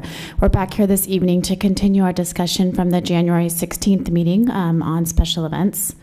Quickly, I'll run through a couple of slides to redirect the conversation back to where we left it. When we met in January, we were talking about 4 points, and we were looking for your recommendation and your direction on grants, a fee structure for events, road closures, and the unrestricted time parking during events. We heard from some community or event organizers at that meeting that they didn't have enough time to really understand what was being proposed and needed a little bit more dialogue with staff. So we've continued it till tonight, and since that time we've had email communications. We provided an online survey, and we held a roundtable discussion on January 29th. The 4 points still that we're looking for some direction on tonight, the first would be grants. Would you recommend us using an existing grant process? It currently is open through March 5th. So later on this evening, you're going to have a discussion on our mid-year budget. We could look at allocating some funds that could be given out in a grant.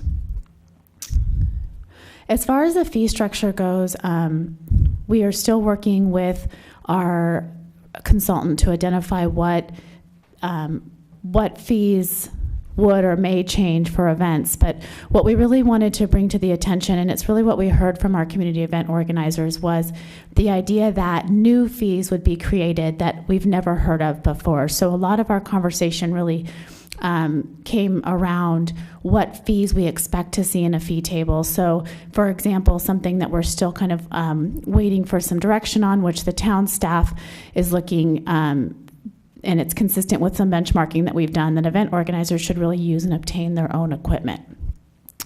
Second to that, what we've really only found the fees will be is our application fee, which the code has changed to be just that one lower, about $200 fee that the nonprofits typically pay. In your report, we talked about a closure inspection fee for large closures such as North Santa Cruz. And then any other fees that we can think of at this time would be for the police or Parks and Public Works Services. The next item would be road closure. So specifically looking at North Santa Cruz, if you can give us direction on the frequency and consider those in conjunction with the Wood Road closure.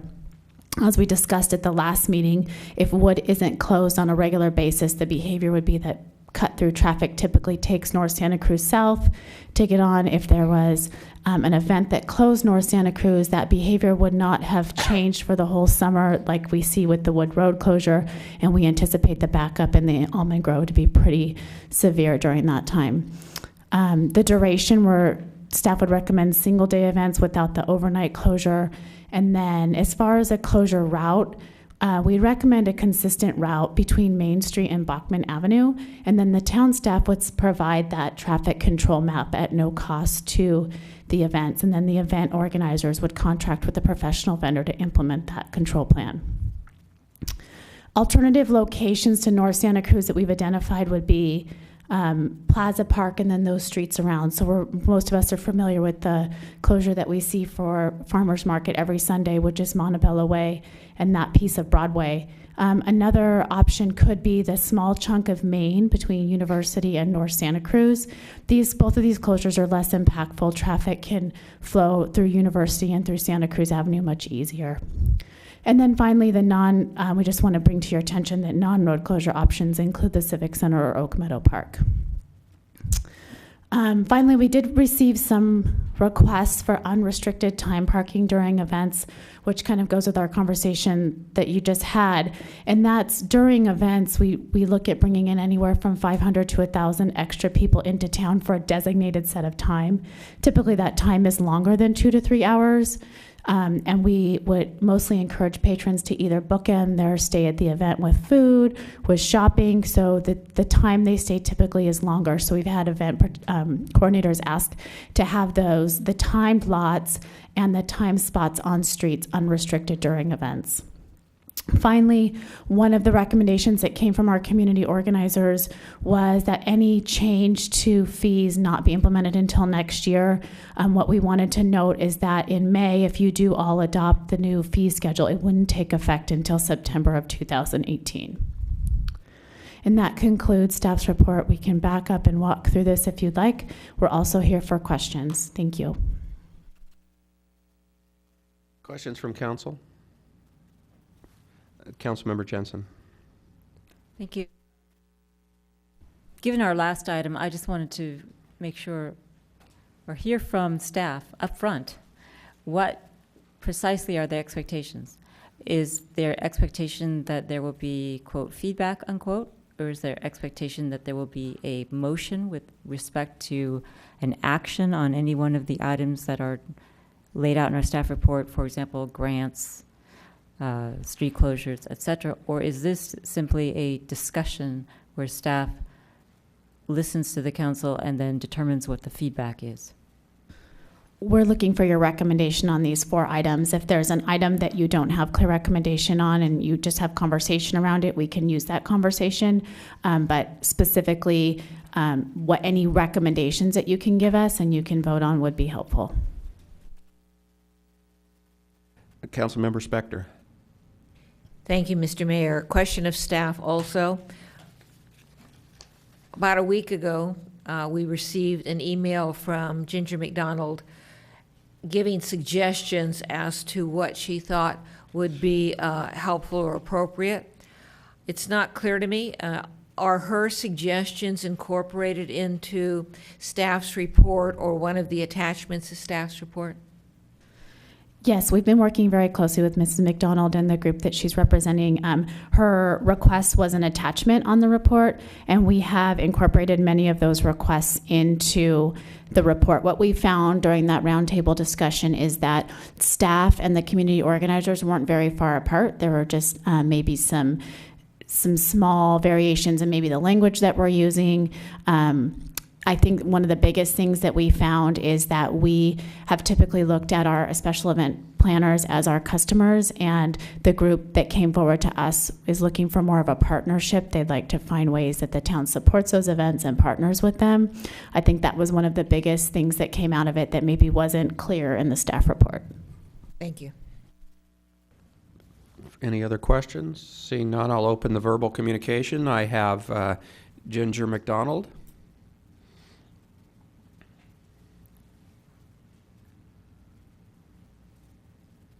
Thank you, Mayor Rennie and council members. I'm Ginger McDonald, representing the special events, the nonprofits, and the service clubs this evening. And following up with what Monica had just presented, and I see that she didn't present quite all of the details that we saw in the agenda package that came on Thursday. So we've gone through it fairly close to point out a couple of items that we think the council should very seriously consider, because they would have an effect on the special events. On the grants, if the council approved the grants, we only ask that you give us a deadline, filing deadline that is realistic. There's one right now that is offered for those proposing art council grants, et cetera, is March 5th. That would not work for the special events because it's only a couple of weeks. And as we all know, grant preparation does take time. On the street enclosure relative to events, again, it was not detailed, but they're limiting it to single-day events. As you know, the Fiesta de Arts is a two-day event. They will be requesting some street closures. They will not be going to North Santa Cruz, but hopefully they'll be able to close a portion of Main Street in front of the center here. And that event has been a two-day full weekend event for many, many, many years. So I would hope that the council would understand the importance of keeping it in the full weekend, even if they do have to close one of the streets that they get a closure. Also, on another thing, there are some permits right now in the process in the queue, and they're being delayed because there's still some uncertainty. And I have to kind of reflect on what Council Jensen just said about a process that continues to be a process with no action items coming to a close. So I pray that it's been 4 months now. We're having a wonderful dance with your staff. We love them. Everybody works very hard. But we need to bring closure so these events can get their budget and their contracts in place. Another point that's very, very important, the town, I'm going to make it very quick, the town event recommends that the street closures be contracted by the organizers, and then the day that the event is to open or the day before, the staff will come and review that inspection, and if it is approved, they'll allow the event to continue. Well, certainly that doesn't make any sense. You know what it takes to bring an event. So we request that if the staff is going to impose that on us, that they take the full responsibility of setting the standards and the specifications, so there's no question going into the actual event that there could be something that isn't met. Okay, so questions, Councilmember Spector? Thank you, Mr. Mayor. With the objective of moving forward, what about the grant amount? You didn't talk about that. That's actually in another agenda item. But do you have any concept about if grants were given to nonprofits, what the grant should be, could be? Yes, we have several comments which we exchanged with the staff, and I think we're very, very close. Our recommendation is to look at it as an equal playing field, and the most important element of that grant approval would be that it is a community benefit, a community specific to what the town considers vital, which of course all of these events do qualify. The other thing that we requested is that the grant proposal process is annually, and the request for it should come in sometime around February, and the approval process within, I would say, 2, certainly not beyond 3 months. And then after it's approved, that the funds are given to the event organizers, and that after the event is completed, 2 months post the event, they would then submit the final report showing the financials, et cetera, proof of it. And the reason I am referring to this is because we have experienced the Art Council events, and I was very pleased that we did get the award for plein air. I was very surprised that we asked for an annual fund for an annual event, a one-day event, and we are still submitting quarterly reports that basically say there's no activity, but that quarterly report has to be submitted so we can get 1/4 of the $1,500 that we asked for. That seems to us to be a huge waste of staff time and certainly our time. So we were hoping that wouldn't occur. I hope that answers your question. Sort of. I was looking for an amount. Do you have a certain amount that you would anticipate an appropriate for the person or entity that's making the request? We saw a suggestion of, I guess the Art Council has about 20,000 it distributes, and I believe the staff said if they were able to get that amount, and then if there's 5 events, maybe equally distribute that. At this point in time, I think anything in that amount, $1,500 to $2,000, would help offset a lot of the event costs that come into play. All right, I have all your other notes here, so thank you very much. Thank you. So, Councilmember, Vice Mayor Leonardis. Thank you, Mayor Rennie.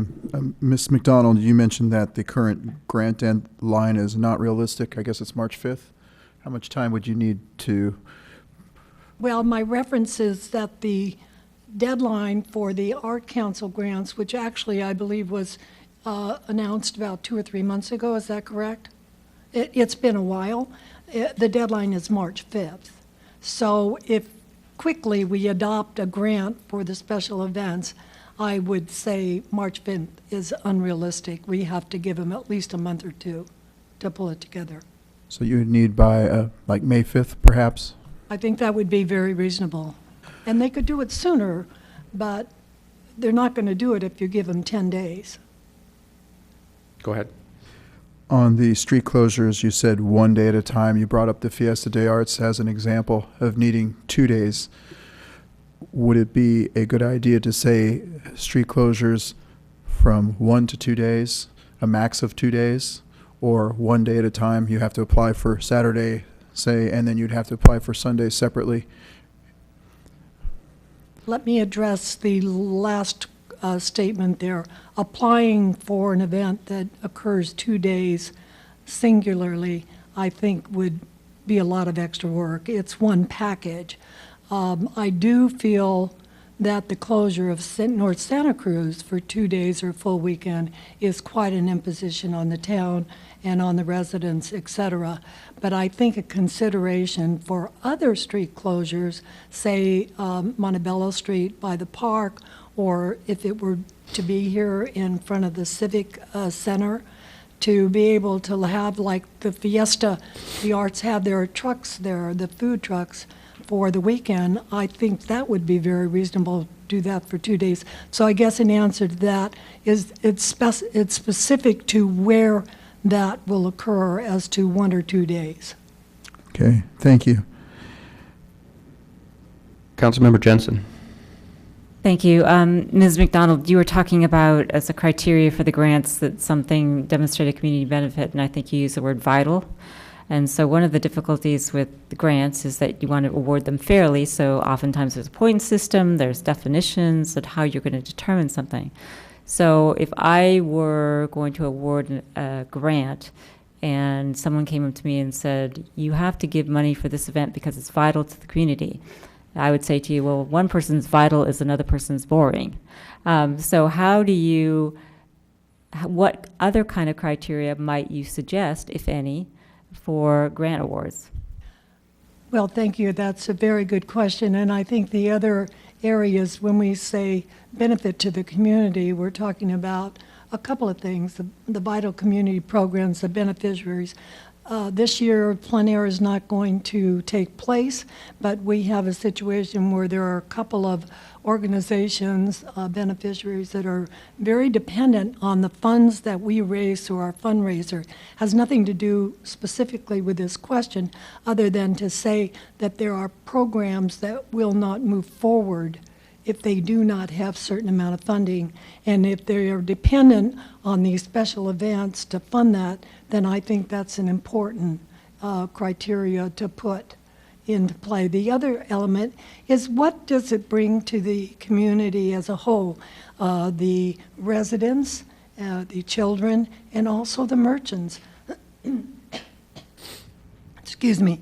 Does it provide an opportunity for people to come into town, to enjoy the restaurants, to enjoy buying, to enjoy all the wonderful feeling of the town that we all experience?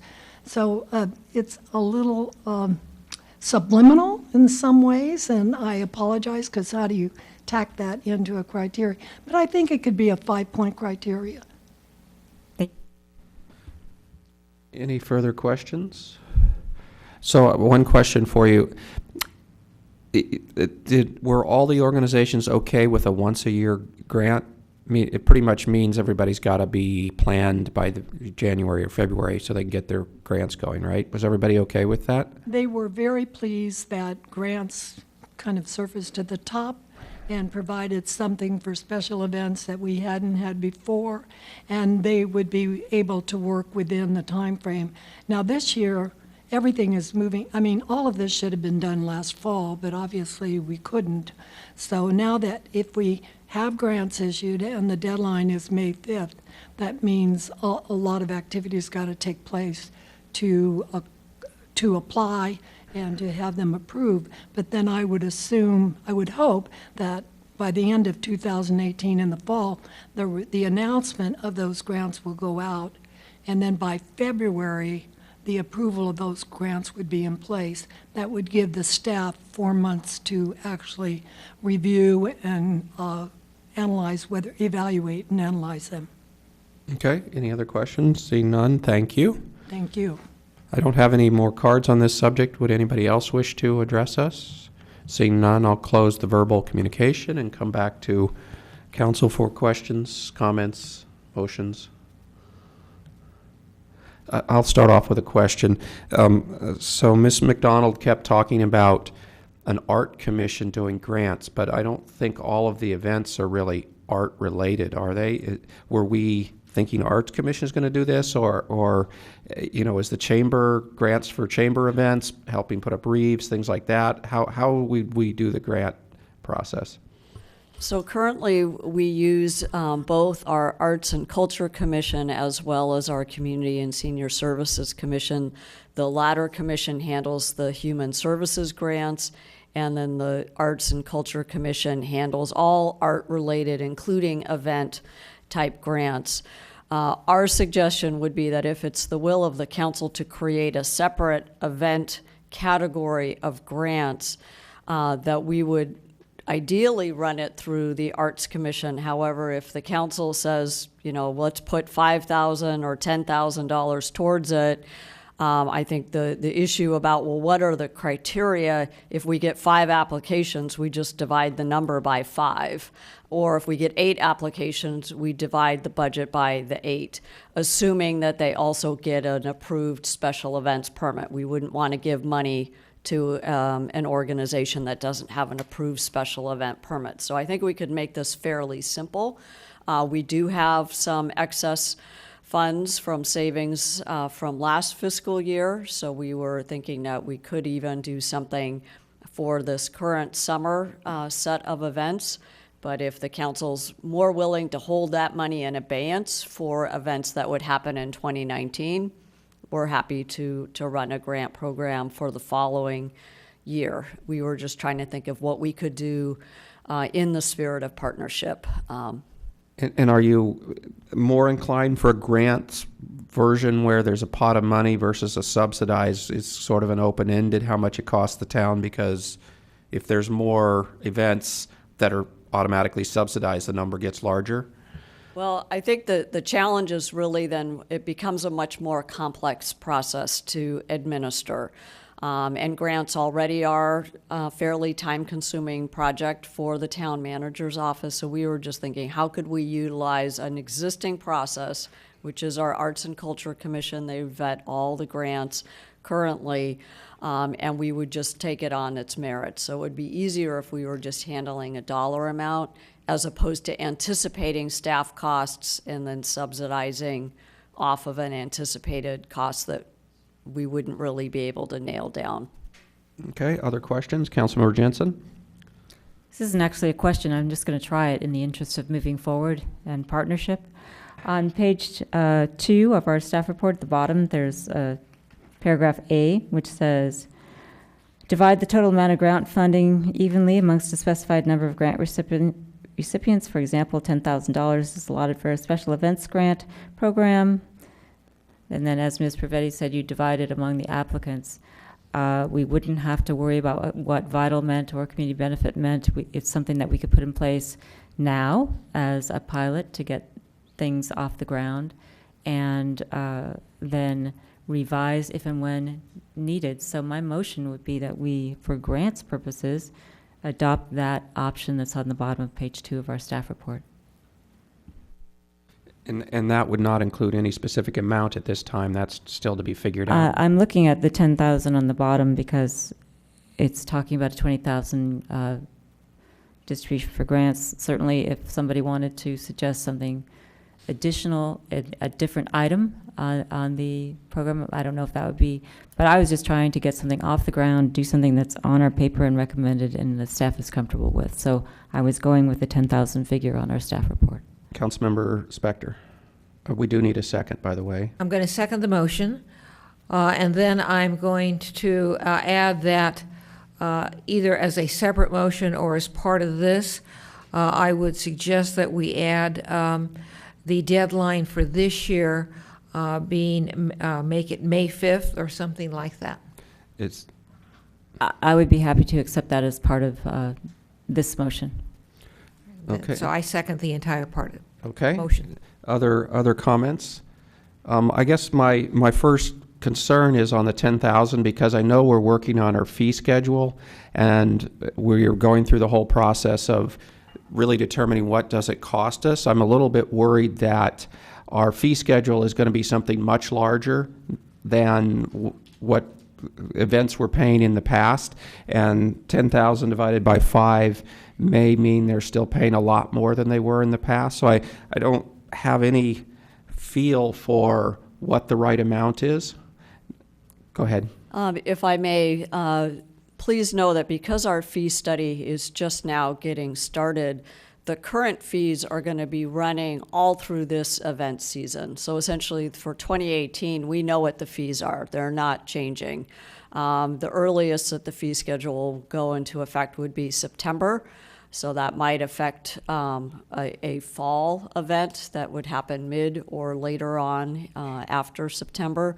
So we essentially know what they are. I think the important thing is that this would be a new $10,000. This would be a new way for the town to support events. And I don't know if we would have the budgetary capacity to do it in future years. So it truly would be a pilot, and we would need to come back to the council to see how it went, what it meant for the event organizers, et cetera. But it's something that we could do now. Okay. Councilmember Jensen. It was just pointed out to me that May 5th is a Saturday, so I'd like to change the deadline to May 4th. Is that okay with the seconder? Acceptable with the seconder. That's fine. Any further comments? Seeing none, all in favor? Aye. Anybody opposed? Passes unanimously. And we move on to item number 8, summer concert series. I was only, skipped- Mr. Mayor, I was only doing a portion of the Oh. discussion. We had other things that the staff Okay. wanted us to discuss. Please go. All right. Well, so I'll just weigh in, not as a motion, but just comments and see what other people think. The next item was the closure of North Santa Cruz for special events. I have long been on record as being opposed to the closure at Wood Road, and I'm going to continue to be opposed to that. And one of the ways that I can justify that in terms of any special event is that, just from my personal observations, totally anecdotal, I think events work better around Plaza Park and a little part of North Santa Cruz and a little part of Maine. It concentrates the area. It allows a good space for booths and setups, just like our Spring into Green, which is really successful. So I would rather see that as an option and keep the ability to keep Wood Road open. So that's my comment on that one. Timed parking for events. The only reason I would say no to that is because if we're trying to move towards something that's consistent and we're going to 4 hours or we're studying the parking, I would hate to mix it all up for an event. So that's my 2 cents on that one. So those are my comments on those remaining 2 items.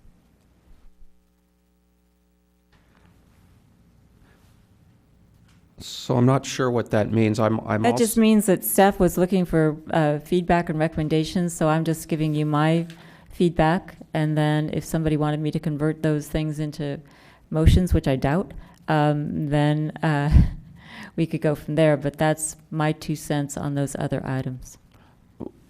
So I agree that I don't think the Wood Road closure is going to happen all the time. And as staff has says, it's problematic to shut down the street if Wood Road is open, but that must be only certain times a year. For example, our Christmas parade is not a problem.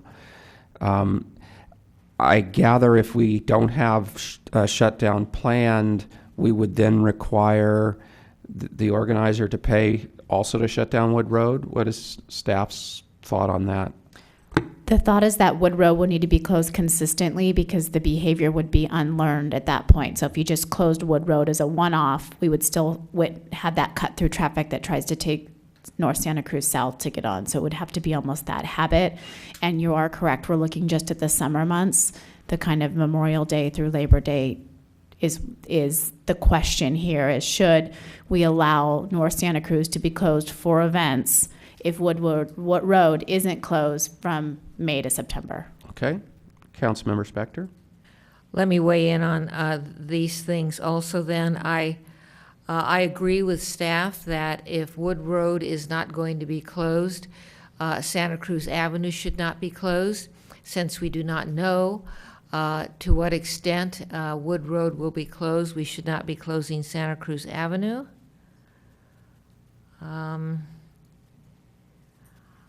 I have mixed feelings about whether or not we should have unrestricted parking for events. My inclination is not at this time, given the flux that we're going through. And I agree that the current fee schedule should remain in effect. Other comments? Go ahead. I know what I could do. Everything I just said is my motion. Okay. Do we have a second? Second. All right, so I have a second. Any further discussion? All in favor? Aye. Aye. Anybody opposed? Seeing none, can we move on from this item now? So did staff get everything they need on this one? Yes, thank you. Okay, so let's move on to number 8, which is our summer concert series.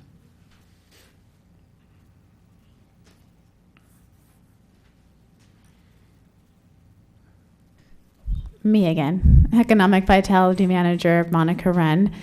Tonight we're considering music in the park. The staff brought forward this item at the last meeting, and we were given direction to move forward with looking at a business plan. And what the staff came up with is a 5-concert series that runs on Sundays from 5 to 7 p.m., July 8th through August 5th. So this will be ended by the 4th of July concert that this town does as the 4th of July event, and then typically the Fiesta de Arts has an event the following weekend of the 5th when Music in the Park wouldn't take place anyway. So we tried to condense those down. The purpose in doing that is that it leaves the consistency of every Sunday. We had considered doing 1 or 2 Sundays a month, but that then leaves people in flux as to when the concerts are. And then the other piece of this puzzle is that we would be looking to do mixed genres of music for all 5 concerts. We're asking for 3 things from you tonight. To first, review the business plan. To second, decide if you'd like to authorize staff to plan and implement this Music in the Park program. And then if that is the case, and you choose to have the staff pursue the sponsorship model, that you adopt the resolution. So here's a brief overview of what was in your staff report as the budget for the 5 concerts. The production that you see here includes the bands, the engineers, the portable toilets, and miscellaneous supplies. This would be if the stage needs fixing or there's equipment that needs to be purchased during the season. Second would be for marketing, which would include design and production of the posters, the banners, the temporary signs. We would try to use our new policy for the street pole banners and get some street pole banners up in North Santa Cruz if we were to do this. The design we would try to keep in-house with staff doing as much as possible to keep the cost of that down. And then finally, temporary event staff. As we discussed at the last meeting, staff doesn't feel that it makes, that we can rely on having a good enough volunteer base to provide the services for us. So we would look to be hiring temporary event staff to be working about a 6-hour shift at each concert. You can see there that it comes to about $45,000. And then we still have that $6,000 that is subsidized in the budget for the Music in the Park. So we're looking at having about $39,000 that we would need to raise. And if the council were to commit to this, if we fell short in the sponsorship, we would have to use general fund dollars. Once we start down the road to plan this, we couldn't pull the plug halfway through. So it was in the staff report, but we wanted to make you aware of that as well. And we're here if you have any questions. Okay, questions of staff at this point? Councilmember Spector. Thank you, Mr. Mayor.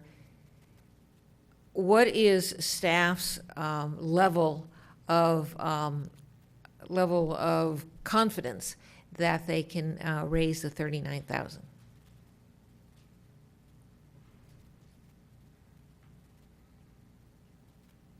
Staff historically has been involved in one form or another with the production of this event throughout the years. That means we actually have access to some fairly detailed information about who our historic sponsors have been. It's our intent, if council moves forward, that we would just go and have a conversation with those same sponsors who have shown a commitment over the years to see if they would still want to, basically sponsor an event that they've sponsored for years. The only difference is instead of an outside organization asking them how would they like to participate, it would be staff asking them how they would like to participate. Thank you. Okay, seeing no other questions, I'll open the verbal testimony. I don't have any cards. Does anybody wish to address us on this? Seeing none, I will close the verbal testimony and come back to council for motion or comments. Vice Mayor Leonardis. Thank you, Mayor Rennie. I'm going to move forward with the staff recommendation in the report, A, B, and C on the first page of the report. Including the adoption of a resolution for enabling sponsorships. That is correct. Do I have a second? Second. Okay, I have a second. Further discussion? Seeing none, all in favor? Aye. Anybody opposed? No. No, it passes 4-1. Councilmember Jensen opposed. Anything else on this one? I guess not.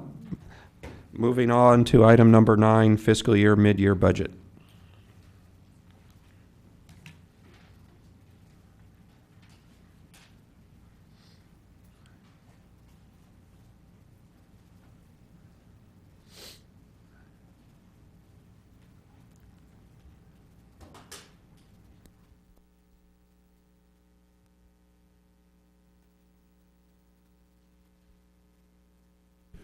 Good evening, Mayor and council members. Steve Conway, Finance Director. Tonight, you have before you the mid-year budget report for fiscal year 17-18. And we are asking council tonight to receive the report and also to approve budget adjustments as recommended in the mid-year report, and also to receive the town's update to the 5-year financial plan. So tonight, I'm going to be very, very brief. The fiscal year 17-18 budget is running according to plan. We're actually pleased to say that we are actually recommending in the report an increase to a number of our operating revenues. Those big ones that we are recommending increases to are our property tax, our hotel tax, our transient occupancy tax, business license, our license and permits also are trending positively, along with the economy that has been, as we all know, in a very much of an upswing in recent months. Although we know it has had a few hiccups along the way, but we are seeing a very positive economy. So we are looking at improving our revenues, our forecast by $610,000 this fiscal year. Our expenditures are trending at the half-year mark at around 46%, which is below the 50% budget, so we have a positive trend on our expenditures overall. The savings that we, with the increased revenue and the savings on our budget, we believe we have enough revenue to serve as a funding source for the budget adjustments that have been requested as part of this report, and you have those detailed in the report. We do continue in our forecast for fiscal year 18-19 to show a small surplus, very small surplus of around $300,000. These forecasts were updated with all the latest information we have from CalPERS regarding the employer contribution rates, which reflect a number of changes that the board have approved. There was a very recent board change that was made, I believe, last week, which will change some amortization periods for future gains and losses at CalPERS, and those have not yet been incorporated. And we will likely do that after Bartel, our actuary, has a chance to complete their work that they're doing for us on the forecast. So we'll be incorporating that most likely when we bring the adopted budget, recommended budget for fiscal year 18-19 forward. The surplus, there is a surplus next year, but the forecast does show that in the other years there are very, very small revenues above expense, and in some cases small deficits. So we have a challenge ahead of us, and we will be doing our work to address that. And there are a number of budget adjustments tonight on your report. We have all the town staff here who could answer any questions you may have on any of those recommended budget adjustments. As I said, there are adequate funding sources identified for each of the adjustments that's been requested, and I'm happy to answer any questions you might have. Okay, questions at this time? Councilmember Spector. Thank you, Mr. Mayor. What I want to do with staff is just make sure from an overview that I understand what our big picture is. And I think it's consistent with what you said, but you can correct me if I'm wrong. I heard you say that we're trending about $300,000 above for 17-18. Correct. So we have 300,000, and that you are recommending a budget adjustment of, I think, 610,000. Yes, that's correct. So we have to spend 910,000. I believe that the budget adjustment of 610 is new revenues that we're forecasting, so the 300 is net of that. So it's you don't add those two together. I'm sorry to. All right, so report it's that. what, 310? Yeah. Yes. All right. Well, roughly 300,000. Yeah. That actually makes my next question more relevant. Yes. Then I saw that the request or suggestions by the departments for additional funding totaled 844,000. We have some requests. Not all of them are needed to be funded out of the improved revenues. Some of them have grant and other funding sources available. Some are funded, but the ones that needed general fund monies are fully funded. And so the town, the staff is asking for an additional 844,000, of which 310,000 is coming from additional monies that we hadn't anticipated, but the remaining 534,000 is coming from what? Well, we have to look back at what we had said. We had $610,000 increase, and then, so that money is now available. And then we have a number of these, and if we can go to page, I will direct you to a page that I think will be helpful for you, where we have this a little more bolted out. There are, for instance, and Gitta, can you? Yes, I can chime in page 14. 14. When we talk about the other fund, not general fund, some of the projects, for example, the library teen door, is using existing funding from the library grant fund. The equipment replacement, the skid steer, using existing fund transferred from GFAR, so it's not a new funding. The gas tax adjustment, which is adjusting down, is really just, we are just matching our recent forecast. And for all of the landscaping districts, they're using existing fund balance. So the new fund that we are requesting, couple of items on the mechanic bay heater, the building replacement and corporation yard and facilities assessment, traffic calming, those are the so-called new funding, but we have enough savings to provide funding for all of those, either from this year or from last year. Thank you very much. Thank you. So, and if you went to page 13, you would see that we have 610,000 of new revenue identified. In the general fund, we're only using 170,000 of that revenue. The other increases all came from other funds that have their own funding sources. So sorry, I didn't mean to confuse anybody on that. That's okay. No, it makes perfect sense, actually. So my last question would be, to the extent that you are being asked to spend monies for new items, is it staff's sense or recommendation that these new expenditures would be prioritized as opposed to using those monies for the unfunded liabilities? These proposed mid-year adjustments are really items that we've identified in terms of a business necessity. So we're very careful not to be adding new projects that, because would be more appropriate for the 18-19 budget conversation. So really we're recognizing that we've got mandated well testing that we have to do. We have staff who are participating in education programs, and under their memoranda of understanding, we have to make tuition reimbursements.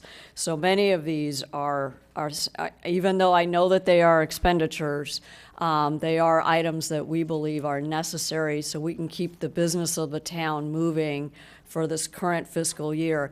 And even with all of the expenditures and recognizing the new revenues, we are still anticipating that come June 30th of 2018, we will have a surplus of about $300,000 to $400,000. Thank you. And when I went through each of the requested expenditures, I did note that some were a business necessity, i.e. the wells, and some may not be, which is why I was asking if staff was recommending these expenditures as opposed to unfunded liabilities, and what I hear you saying is yes. Thank you. Councilmember Sack. So I'm going to just follow along that line. I'm looking at page 16, the budget performance report on the general fund expenditures, and I'm in agreement with Councilmember Spector that when you go line by line, you can make the argument for the necessity. What I'm curious about, and I'm going to take a step back, is just process. So let's say we didn't have this budget adjustment. What would we have done if we didn't have this extra money and we needed to test our wells? So I'm just curious how this process works, because they're all important. They should have been highlighted in our last strategic priority. So what would we have done if we were not in a position where we had extra money? So essentially, our budget, when you adopt it in June, is essentially our best understanding of where the revenues are going to be. So if we didn't have the revenues that we do have, we would essentially be doing a trade-off conversation. So we would then instead be asking you, should we be doing our well monitoring, or should we hold back on something else, such as a bike lane or something else? I see, okay. And so then, again, following process so that I'm better prepared for next, thinking as we go through priorities for next year, how do we lump some of these into buckets so that it's clear when we start to strategize on what our priorities are? Well testing, that's clearly a priority that we have to do. How do we start to prioritize so that when we do have a mid-year adjustment, it's clear how we start allocating that money so it doesn't feel like we're starting all over again? And for something like well testing, we're not starting all over. This is a process that's been in place for a number of years. What happens, though, is that sometimes there's unintended expenditures or expenses that the report might come back and find something that needs to be addressed. Or we might find that suddenly we have a roof repair that we didn't anticipate. So a lot of these things are already programmed in the budget, and you'll see them, but it's just the magnitude of the expense has gotten a little bit bigger than what we had forecast back in June. And as you mentioned also, some of these may appear to be a little bit more discretionary, but again, we're trying to make sure that we're staying on top of these programs as they continue to evolve and as we work with other agencies. Go ahead. And so let me use another example again, just so I can make sure I understand the process. So let's take well testing, because that's absolutely essential. Let's look at drinking fountains. Absolutely agree, concrete drinking fountains are in poor condition, so we should replace that. So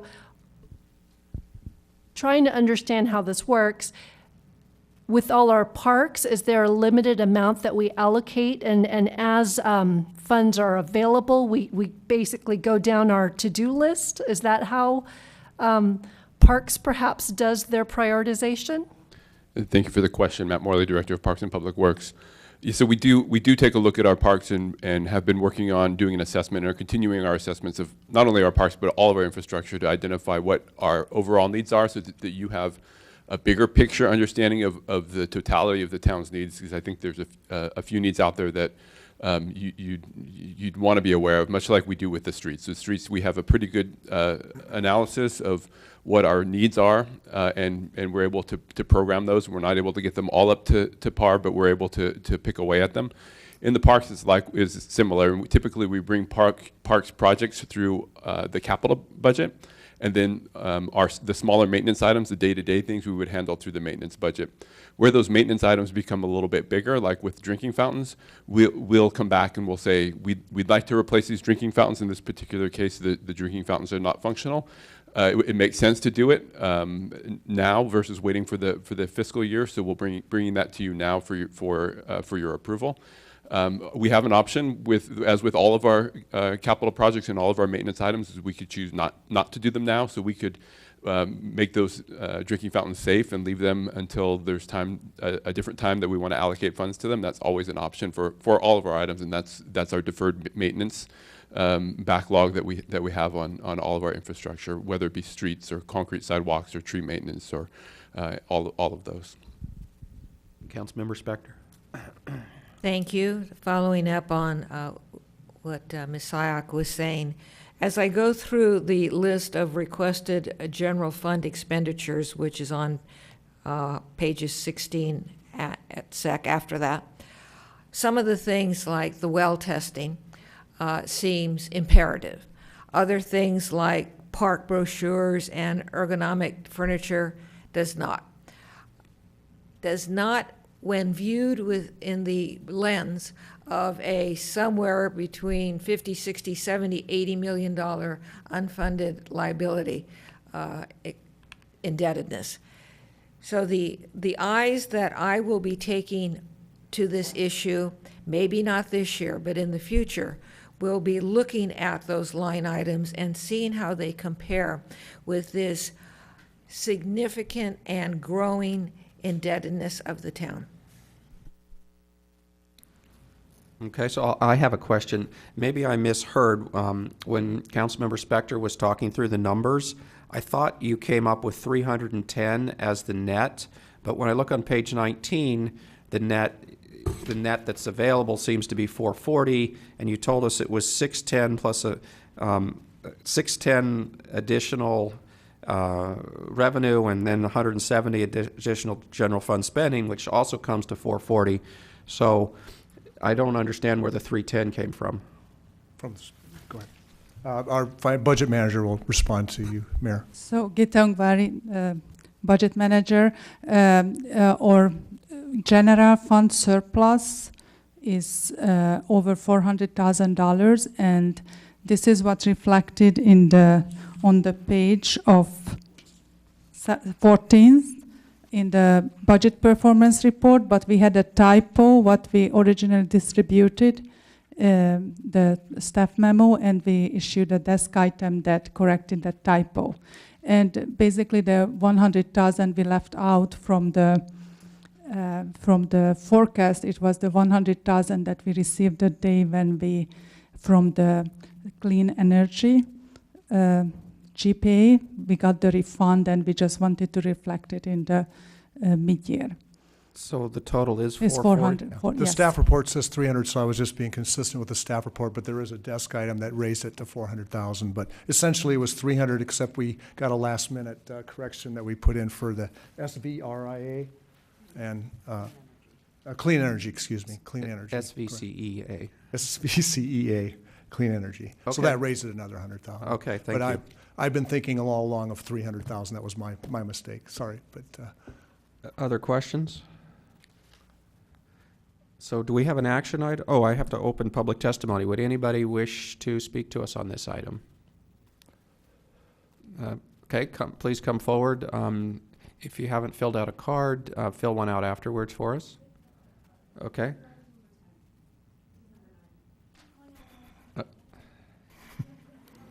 Okay, we'll get to number 10 eventually. Sometimes it's at midnight, but would anybody else wish to address us on number 9? I see nobody coming forward. We'll close the public testimony and come back to council. So are you looking for just an acceptance motion on this? Or? Yes, plus we need a motion regarding approving the budget adjustments that are detailed in the report. Okay.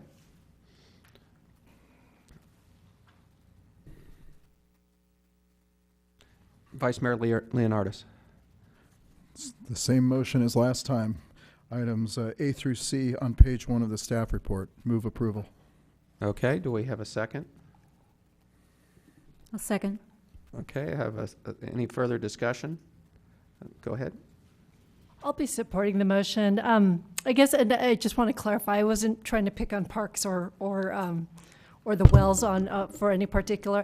I guess what I'm looking for, and perhaps it's not during this discussion, but in the next one, I'll be quite honest, I'm a little overwhelmed with the looming bills that we have to pay versus the day-to-day operations that are needed to run the town. And so what I'm looking for, and I'm looking to Stafford for some advice, is when do we have a discussion on the high-level priorities of how much should be allocated towards unfunded liabilities, safety, maintenance, streets, at a very high level, so that if we had $100, it would be easier for me to say, okay, we've decided, this project or this program should always have a certain percentage based on those allocations.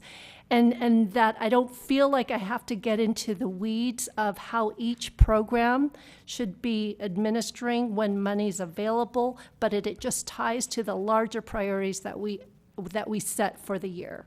So that really is our budget conversation that we have in May, because that really sets the values of the town, and it reflects our core goals, which we will also reflect and discuss under agenda item number 10 this evening.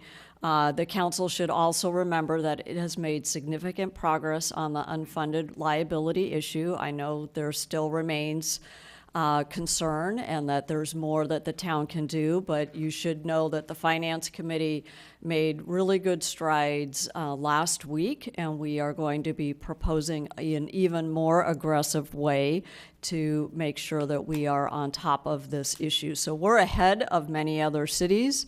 I know that we want it to be solved, and I do want to assure you that the Town Council Finance Committee is making really good strides, and we hope to bring their recommendations on an accelerated payment schedule to you within the next couple of months. They wanted to create a policy to make sure it was strong enough before full council consideration. So the efforts that you've already put into motion, and again, we'll get to this with agenda item number 10, issues such as public safety and unfunded, those are ongoing priorities that this town takes very, very seriously. But at the same time, we have little things that also need a teeny bit of support. So we need to constantly do that balancing act, and that's why the mid-year report is so important. So that way you can get a temperature as to how are we doing in terms of revenue and expenditure, and are we in line with those larger goals. Councilmember Spector. Thank you, Mr. Mayor. Following up on Ms. Syak's question, for me, I am going to be supporting the motion. But for me, as I said, I'm going to be looking at these financial numbers through the eye of, is this an expenditure that is more important to the town than paying off our unfunded liabilities? And it's not just because whether we're going to be paying them off or not, but because we're taking monies and we're paying very, very high interest on these millions of dollars of indebtedness. So is that more important to me, to reduce the principal and in looking at the amount of interest we're paying, or do I want to do a brochure or some other item? That's the vision I'm going to be taking when I look at this. I'm just not doing it to it this year yet. So that's why I'm supporting the motion. Okay, seeing no further comments, I'll call a question. All in favor? Aye. Anybody opposed? Looks like it passes unanimously. Thank you. We'll move on to item number 10. Thank you very much. Actually, let me check with the council. I think we would like a quick refreshment break, so let's take a about 5 to 7 minute break.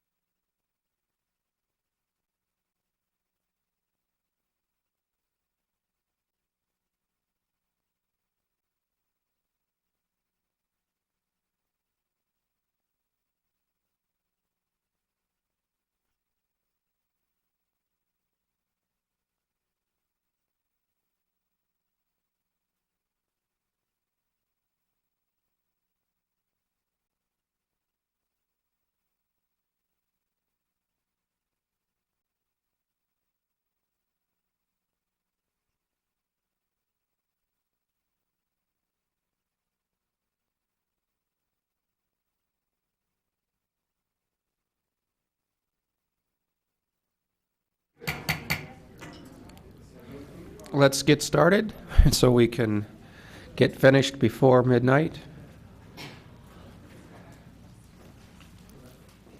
All right, if staff is ready for our report. Certainly. Thank you, Mayor and Council. Tonight, we are back to discuss the strategic priorities. We've taken the input that we received in December, and we've done some additional analysis. And what we would like to present to you is essentially a new way of thinking about our strategic goals. So our core goals remain the same around community character, good governance, fiscal stability, public safety, et cetera. And the town is doing a lot of great work in a lot of fronts. So our ongoing commitments, as we've been discussing just a few minutes ago, include things like addressing our pension and other post-employment benefit obligations, that we need to continue to be assertive in making sure we get our fair share of the Measure B transportation funds once the lawsuit's finished, that we continue to invest in critical infrastructure to encourage bicycle and pedestrian use, et cetera. So those are ongoing commitments, and we felt that they were important enough that they really needed to be highlighted separately. In progress on the bottom of the page, you'll see that we've got a lot of strategic priorities underway. Some of these are multi-year efforts, like the Almond Grove Street reconstruction. We're continuing to work on the North 40 specific plan amendments. And then, as you know, we've just launched the general plan update. So in the upper right-hand corner are essentially the new items, and these were items that received 2 or more votes or endorsements in December. And so what we are proposing is that as staff capacity comes available, that we would then pull these off of the new list and essentially start working on them. And of course, the comprehensive parking plan for the neighborhoods in and around the high school was the top item that was identified by council in December. Another item was annexation, annexing the small unincorporated pockets, and we are in conversation with the local agency formation commission about how we can do that in an orderly way. There was a lot of interest around a community shuttle, and so there is some budget information for your consideration, and if this is something you would like to advance, we would propose it in the capital program for the 18-19 year, as well as the one-way downtown street pilot. And again, we've got a cost estimate in your report. And if this is also something you would like to move forward, we would consider that budget direction for the next fiscal year. So I think the good news is that we're in progress on a lot of the council priorities, but there are a few new items. And so we wanted to affirm this direction. In addition, we expect that there will be public testimony. And then just as a reminder, as noted in the desk item, this is a 2-year set of priorities where every year we will take a fresh look and see how we've progressed, pull others off, and maybe add some. But we anticipate that if we continue to make good progress, we should be able to get through most of these in 2 years. And that concludes staff's report. We have staff from other town departments if you have specific questions. But I think you should be proud of the important attention that the town council is giving to the key priorities for our community. Thank you. Okay, questions at this point? Councilmember Sack. Thank you. So Ms. Pravetti, on page 1, it says, it lists the items that are also on your overhead for which 2 or more council members express interest. Are they listed in terms of which received the most? For example, did comprehensive residential parking plan receive more votes than streamlined land use processes? Yes. Okay. And so one could say this is how it's prioritized based on? It is, and then as noted in the staff report, many of these items are underway. So for example, the policy committee continues to work on the streamlining issue and community vitality. So some of these items might be renamed a little bit, but they're essentially items that are still important and underway. Thank you. Other questions? Vice Mayor Leonardis. Thank you, Mayor Rennie. I was wondering if we can have Officer Langer or perhaps somebody else on staff kind of go through the process of what we used to do with people who had residential streets and they wanted to modify their parking on their streets. And at one point in time, the council adopted a moratorium. How much time is left on that moratorium? Well, so I think you're talking about the comprehensive parking plan. So back in April, council said that we would not be entertaining individual requests for residential parking areas until strategic priorities. So we are now at that point. Thank you. Okay. Councilmember Spector. Thank you, Mr. Mayor. Let me follow up on that with staff. If, for example, the council wanted to do, at this juncture, at this point in time, wanted to do one street as opposed to an entire plan, that would not be something that would not be a way we would go under a prior motion, or could we still go in that direction? From our experience, we just don't have the resources to do street-by-street residential permits. So if the issue is how are we going to address the parking that's happening in our neighborhoods from high school students, we strongly recommend that, you know, we basically revisit what we brought forward to you back in March of 2017. The police department, their core service is providing public safety. It's not doing residential parking. And our Parks and Public Works Department is already really at capacity with all the capital improvements, doing maintenance on facilities, et cetera. So I think if the council wants to tackle this, we would essentially recommend that we brush off what is in your desk item this evening and get that on an agenda in consultation with the mayor, and then have a discussion with the neighborhoods and other interested stakeholders and see if 2018 is a better time for that proposal. Councilmember Jensen.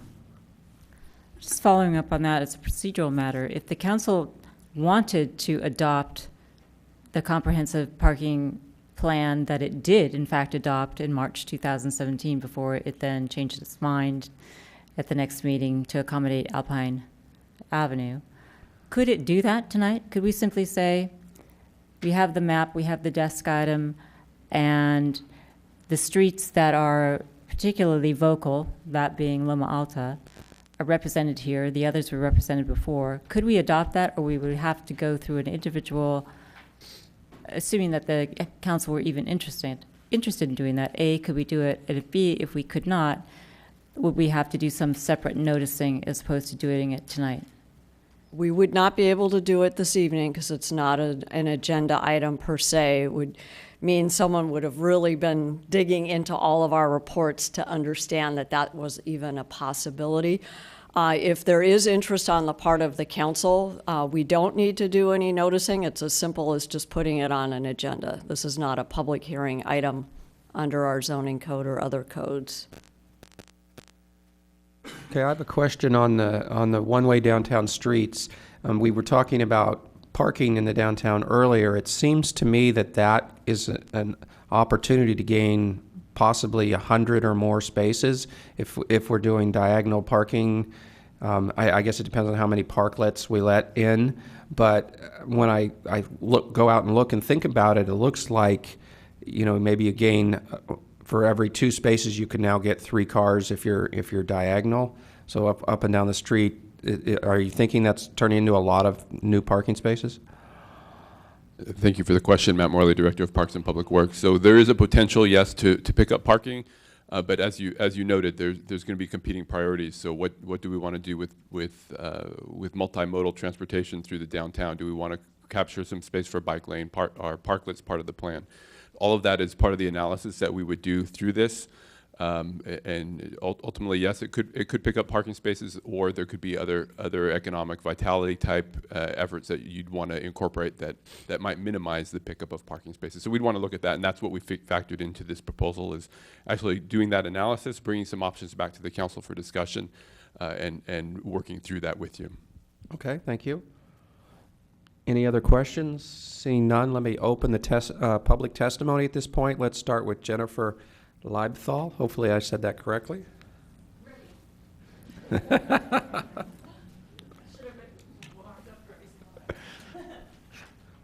had a video. Do you have that? Should I just start talking for the video? Okay. So this is a video I took of the street just to show the current parking issue on Loma Alta. I tried to pan over to the left and right side. And when I did, what I was showing you was that those things that look like open spaces are actually just driveways, which there are in lower Loma Alta are very few driveways, or actually side streets which only have 90-minute parking. So if you live, say, right here, and you're trying to find parking for more than 2 hours, you can't park here. And if you just look ahead, you have to park all the way on the top of that hill. So that's for family members, friends, workers, and as I've said a few times here, Loma Alta never had a problem until all the rest of the streets were permitted. I think we're just asking for the comprehensive plan that's been in place that I believe will not cost us any more money because the research that's already been done just is implemented. I know that you guys are working on a school bus proposal, and maybe that will help. There's been a lot of activity this last week regarding parking issues on Loma Alta. A student brought up the issue, and his proposal was actually to remove permit parking from all the streets. I think a lot of people didn't want that to happen. And somebody pointed out he lives 2 miles from the school. Why don't you bike to school? And I mean, I get it. Students aren't going to bike to school or walk to school unless they're forced to do so. And right now they're not because they can park on Loma Alta. And so really on Loma Alta, we're taking, 10 to 12 streets that used to be permitted, and all that parking is going on our street. This may be the last time you see me here because I actually sold my house today. So, but I will tell you this. The biggest comment I got when people came to see our house was parking on our street and what the issue was. And people passed on making offers on my house because of the parking on the street specifically. I have it in writing. So for any, neighbors in my neighborhood, I just feel like I'm here today to kind of still fight the fight for them. And I will say this, the students, from my point of view, have always been respectful. I don't have any issue, or I've never had an issue with students doing anything that wasn't respectful on the street. It has been brought up, why don't people park in their garage or their driveways? And again, a lot of people don't have driveways, or if they have garages, they're 2-car garages, and they have kids and they have other family and other workers who need to come, right? So just saying park in your garage isn't really working when we have most of the people on the street. There was only 2 of us, but most of the people have children and stuff like that. So there's multiple cars, not only in the immediate family, but also extended family and friends. Anyway, so I appreciate your time. I have a question for you. I think I remember in your emails to us that you're not against student parking on your street, you're just against it being completely full. I think you suggested an idea of giving out a limited number of permits or something that maybe filled the street halfway. Are you still in favor of that idea? And are your neighbors in favor of that idea? That I would say the neighbors are split. Like a lot of people on the top of Loma Alta are, I think, some are for it if it happens to all of Loma Alta. Some of them seem to be against it, but I think if lower Loma Alta gets permitted, then they're going to start to feel the pain, and they're probably going to want permit parking as well. So I don't want to fully speak for them, but I know most of lower Loma Alta is for permit parking. The proposals I made was either permitting, one side of the street, and even for all the rest of the permitted streets, which it sounds like now that's going to be a cost thing to go back and maybe look at this, but permitting one side of the streets for all the permitted streets so that it's open parking on one side and permitting on the other, or permitting all the streets and then giving a certain amount of students for every street permits. So say Loma Alta, 20 kids get to park on the street.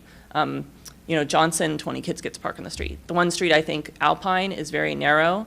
There may be other streets that I'm not thinking of, but that's such a narrow street, I wouldn't really, I think, probably better to leave permitted so they can have emergency vehicles get through their street okay and stuff. But, yeah. Okay, thank you. Any, another question? Councilmember Sack. Thank you. You mentioned that there was some activity this week based on a discussion that a student initiated. Yeah. Was that through the high school? No, it was What through it? Nextdoor. It's the Nextdoor program. He sent an Okay. email. He sent a great email. He was just reaching out saying, hey, this is my idea. Let's remove, I think we should remove permit parking because I park on Loma Alta and he can't even find parking on Loma Alta. He's like, I'm late to school because I have to park at, he may have said it or another student. There were a couple of students that were commenting, but they're late to school sometimes because they can't find even parking on Loma Alta where they can get to school on time. And then there was a lot of back and forth from neighbors and stuff, and it was kind of all over the place. And I don't want to represent other people because I may say something wrong, but. Yes, go ahead. And I realize it's not you, but it was so it's secondhand, but I'm just curious, did this individual indicate whether he or she had a parking space at the high school? Because, and the context that I'm asking from is in past conversations with the superintendent is that there are spaces available, but oftentimes some students prefer not to park there because it takes some time to get out of the parking lot. He did mention in one of his, he got up, there was a lot of feedback, and I'll give him credit. He was trying to go back and kind of answer everybody and, stuff like that. In one of his comments, he did say something about the time to get out of the high school. But he didn't say that wasn't the reason why he didn't park, or I can't remember him saying that. Another student did say, you could park at the high school, or you could do this, or, you could walk or bike to school. She kind of mentioned, she made it sound like maybe seniors get preferential treatment for parking on campus, maybe? Okay. Correct. Okay. So I was just curious, Yeah. the context of that conversation. Yeah. Thank you. Okay. Any other questions? Seeing none, thank you. Okay, next up, Mary Lynn Kirby.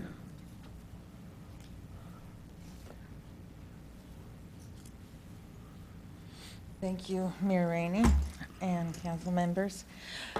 Thank you, Jennifer, for almost doing my job. I feel that this is an urgent thing on Stacia Street. Stacia Street is very similar to Alpine in that partway up, it becomes very narrow.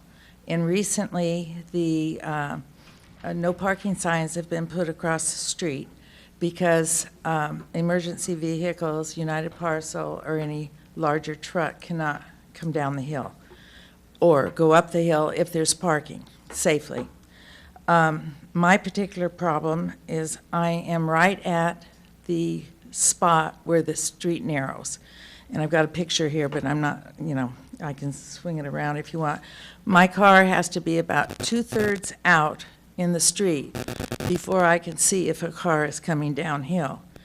And we've had 3 near collisions because there's speeding coming down. Now, possibly it's not speeding. It may be just like I feel it's speeding because we almost got hit, and yet we were nosing out. I was in contact with Michael, I think, how do you say VRO, Vroman from the Public Works Department. And he came by, and the parking was very bad when he was there. He took pictures and kind of encouraged me to come before the council. He says, definitely something needs to be done. I'm looking for a solution. There's more than one. But the solution that I think would work the best for us is permit parking, only because it's all day from 7:30 until, I think I have a couple jocks that park in front of the house because they've got a Suburban and a big pickup truck and SUVs. I mean, they're big vehicles. If one vehicle was a little small and there weren't 3 big ones in a row, it would be easier to peek around. But my particular house has a driveway easement, so it takes care of 3 houses coming out of that same driveway. And one house is vacant and has been for 10 years. And the other lady has a great deal of problems also. But when lo and behold, Michael Vorman said, why don't you get a petition and get some signatures and see if you've got the support of neighbors. As I tried to look into this, there were 3 other neighbors that have been in contact with people for some time. And so at the lower part, there's a problem too. Now, the other day, we had a little exercise in what a donut was. I didn't know what a donut was, but this little car did 180 or 200 degree speed up the hill, make a U-turn, and, you know, he was kind of showing off, but we know that. Thank you. Let's see if you have any questions. Okay. Any questions? Okay, doesn't look like it. Thank you. Thank you. So next up, I have Debbie Moore.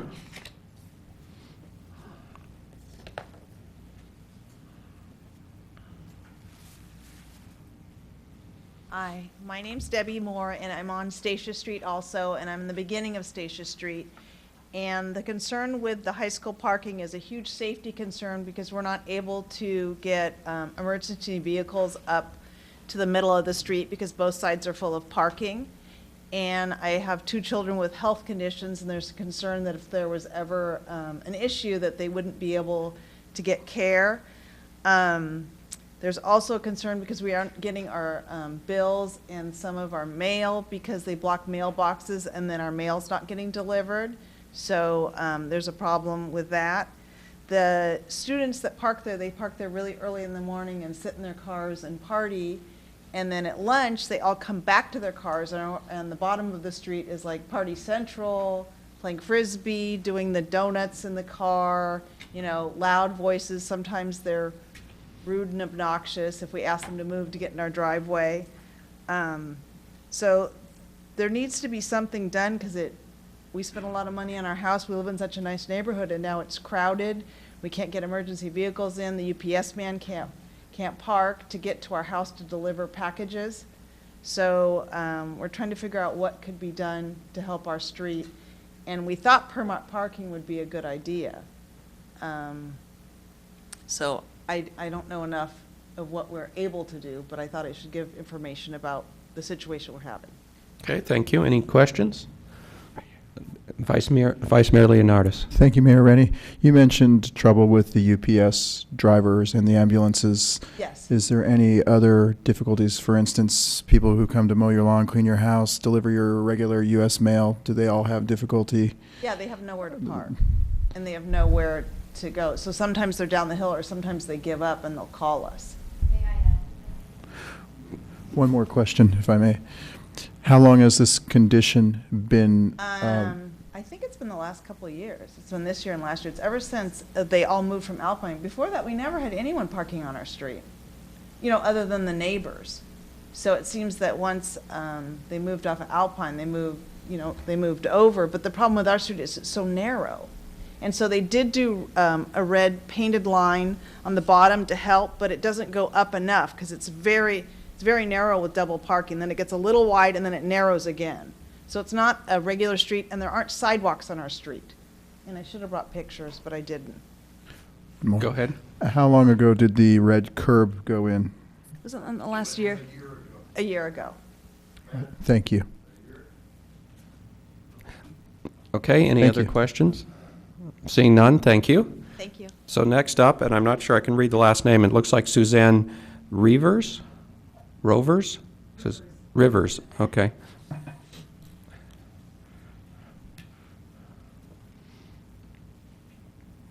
Hi, I'm Suzanne Rivers. I do not live in the neighborhood, but I have family that has lived in the neighborhood for 15 years. And I will say that in the last couple of years, it's become a lot more challenging to find parking when coming to visit family. And I just felt it was important to support them and just say that, it's certain times of day, it's very difficult to find a parking spot within a reasonable walking distance from our family's home. So just as someone who visits the neighborhood, I have seen the impact of the changes in the last few years in terms of parking on Loma Alta specifically. Okay, thank you. Any questions? No questions at this time. Thank you. Next up, Alvin Smith.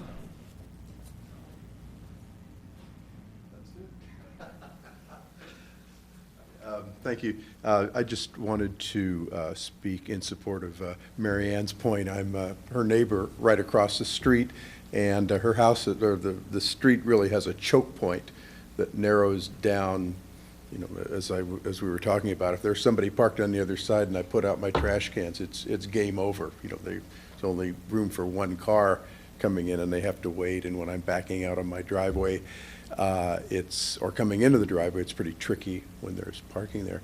I was also involved, my mother has a house around the corner on Whitney Avenue, and I was involved with the parking permits there, and I remember what it was like before the parking permit and what it's like now. It's an entirely different situation on Whitney Avenue, and I think, of course, what's happening is the streets that don't have the permits are just getting more and more crowded, and I've noticed over the past 2 years, I guess now, including this year, that the parking situation on Statia is, besides the choke point, is getting very tight, and we have trouble with people, you know, to come during the day to work or visit, finding a place to park on the street. Thank you. Okay, any questions? Seeing none, thank you, Mr. Smith.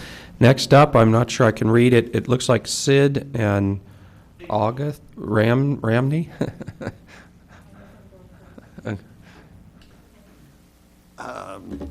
Hello, thank you very much for listening to us. You know there's a problem.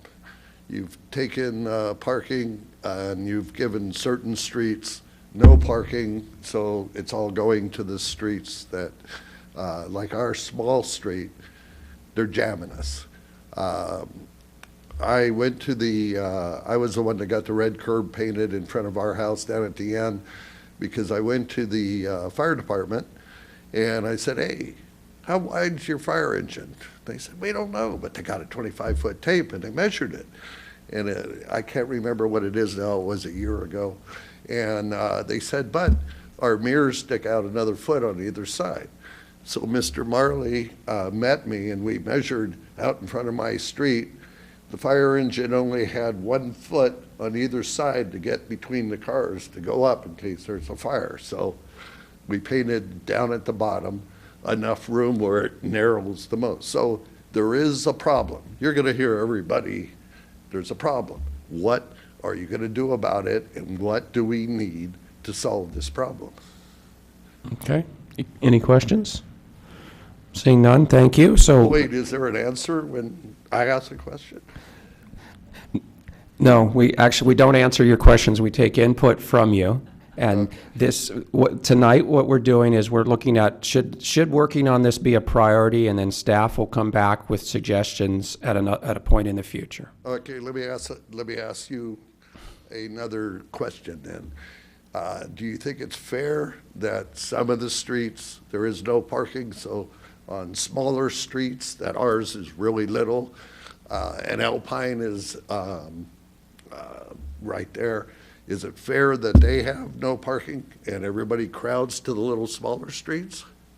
Yeah, again, we're not going to answer questions tonight. Okay. Okay. So next thank up. Thank you very much. So did August? And this is my wife, so she'll come up. Give me your name, since I'm not sure I'm getting it right. My name is Angel Rampy. Okay. Thank you all for listening to us. We're a little bit fiery because we've been dealing with this for the last 2 years. And I just wanted to, there are 3 issues here. One is the congestion. Having cars parked on each side of the street narrows their street. So if you were coming out in the morning to go to work, it might take you another 10, 15 minutes to get out of your parking, just out of your lot, because there are cars coming up and we can't pass each other. We have to wait for each other to do that. I've had like Marilyn's saying, we're backing up and we can't see.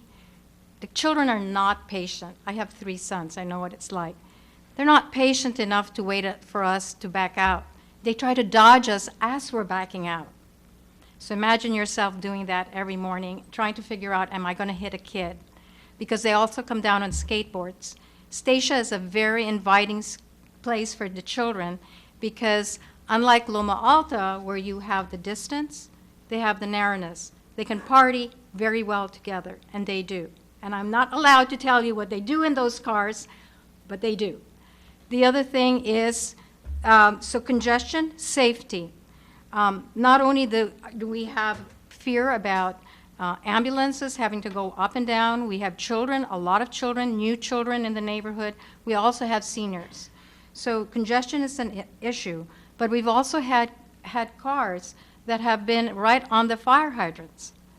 And it's taken a while for us to call to get the cars moved, or a ticket is usually what they find. So it might be a whole day where they're blocking a fire hydrant. Speeding. That is a fun street to speed. They speed up and they speed down. They do their little, cheering as they're doing their how would they call them, donuts. And so then we're now at 7 a.m. in the morning. We're waking up not to the sound of birds, but we're waking up to the sound of pounding of doors, yelling at each other, and profanities. So I'm wondering, what I would like to do is invite you all to breakfast. But just want you to know that the air might smell different at Statia at 7 a.m. in the morning, because there's some parking going on. And you might not find parking. We'd like to invite you to lunch, but again, there's a party going on, and you might not be able to find parking. We'd like to invite you to tea, but then again, there's a party going on, and you might have to dodge a donut. Not that you're going to eat it, but then you won't find parking either. Thank you. Thank you. Any questions? All right. I have no more cards. Does anybody else wish to address us on this one? All right, I'll close the public testimony and come back to the council for questions, motion, comments. Councilmember Jensen. Okay, so part of this is comments. I support the box of the new priorities that I saw, so thank you to the extent that we're going to do that. As a member of the policy committee, along with Councilwoman Sayoc, who worked with J.R. Langer and the police department, thank you very much, to develop the map that I asked be included in your desk item, that's attachment 1, which was the high school parking zone, which includes Loma Alta, which includes Statia, because we worked on figuring out places that were within a half mile of the high school. We brought that to the council in March of 2017, at the end of March. Not putting permits in, but putting time-limited parking in. The council adopted that plan at the end of March 2017, because it was a good comprehensive plan, as one who recommended it from the policy committee. And we saw it as a way to address high school parking issues within a half mile of the high school, and to try to encourage students to park on miles or to park in other lots that were available to them, and then walk that half mile, because that's also within a half mile. So my motion in connection with this is the council did a good thing in March of 2017 when it adopted this plan.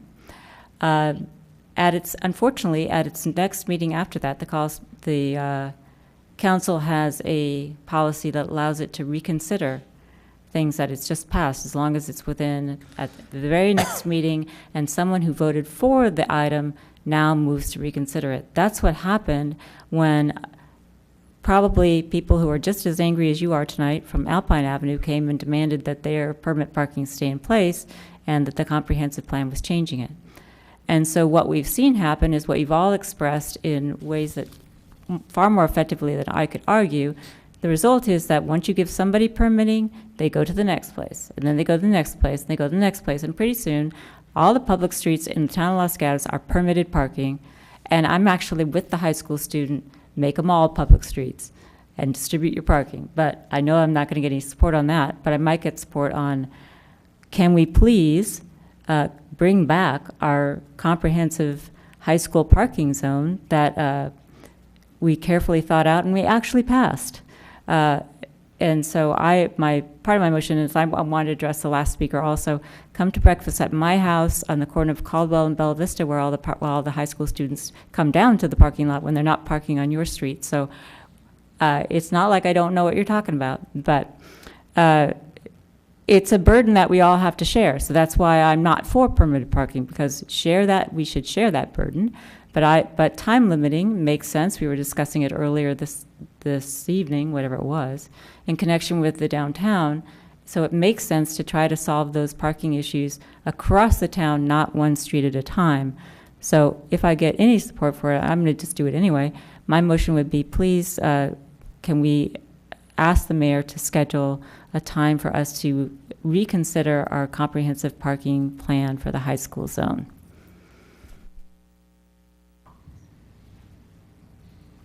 Okay. Vice Mayor Leonardis.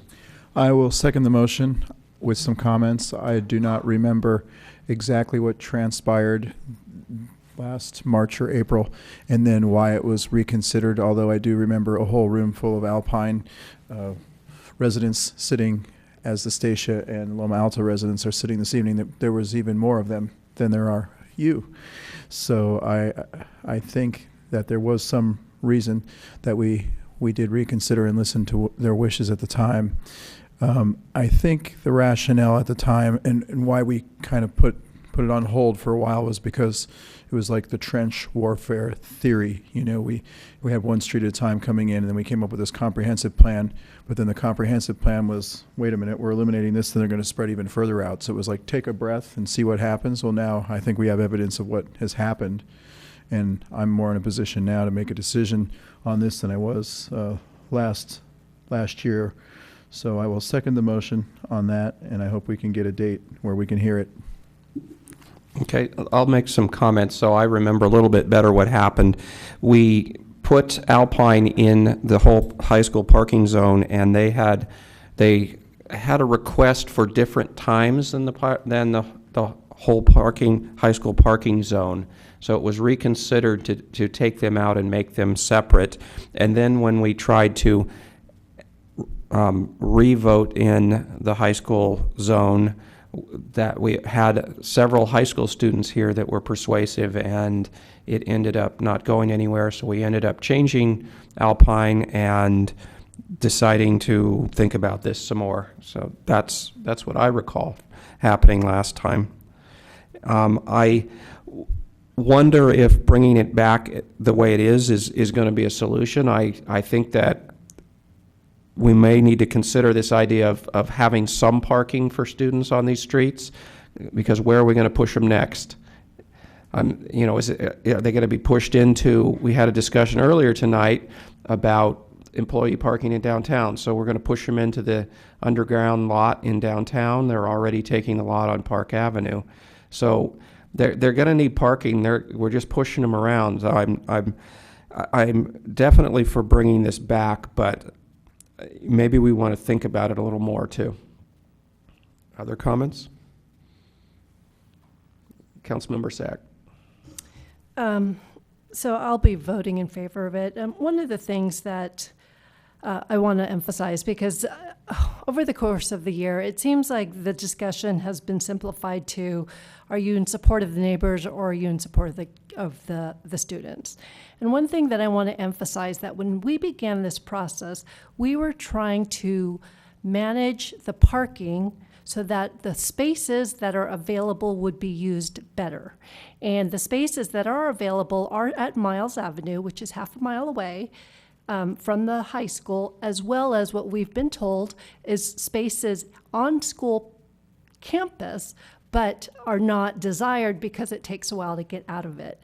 And so knowing that there are those spaces available, we looked at how can you limit the parking that's close.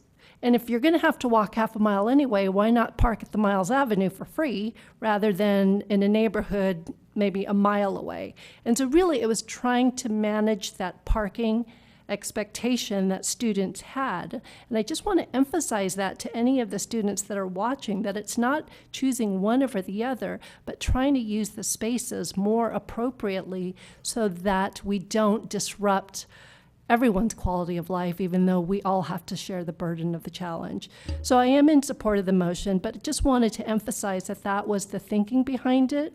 And in part of that, I would ask our town manager to share with the high school administration that this subject has come up again, because they are equally challenged with this issue. And I think it's something that we should, as partners, alert them that this may be this may affect their own challenge problems on campus.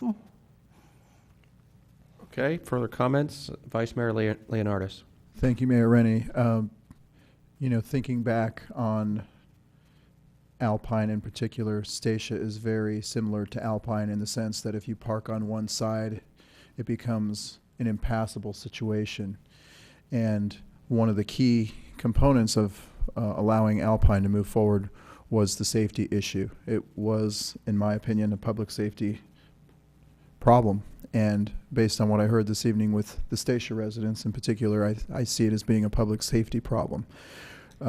Everyone has the complaint of my neighbors can't park, my family can't park, my services can't reach my house. The kids are having too much fun on our street. But really the issue, the real serious issue becomes, can you get an ambulance, can you get a fire truck up there? And that was a key determinant for me on voting the way I did on Alpine. Loma Alta obviously can handle, it has more width, it can handle more vehicles. But again, I look forward to this coming back and a revisit so we can have the public weigh in and make a choice in the near future on it.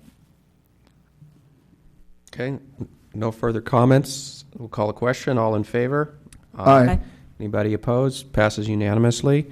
So I don't think we're done with this item, right? That was just one motion, right? That was a single motion with respect to the parking, and all I did was offer my support for those items that were listed in the box on the overhead. I don't know the that. new, I don't the know new that. box. There has to be more than that. I know that I had recorded my vote for, and I think was talking about the one-way pilot on North Santa Cruz. I continue to wonder why it's so expensive and so hard, but I guess it's to teach people how to not go another way. But I'm supportive of some kind of pilot program for changing the traffic pattern on North Santa Cruz. I think the other things that were in the box were the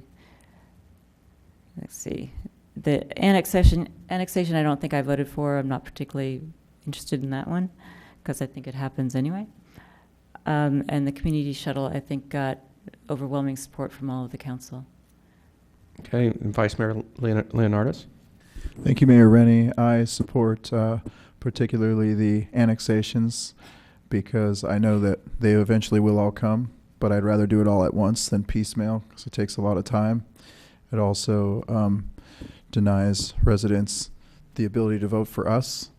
So I would like to bring them in so they can vote for us and have a say in their community because they are a part of our community. But instead they have to vote for Mike Wasserman. So going with the one-way downtown, I'm kind of ambivalent towards that. But if it gets support, it gets support. And the community shuttle, sure, why not? Councilmember Spector. Thank you. We'll start out by saying that there's nothing on whatever exhibit this is, attachment 2, that is a bad idea. They're all good.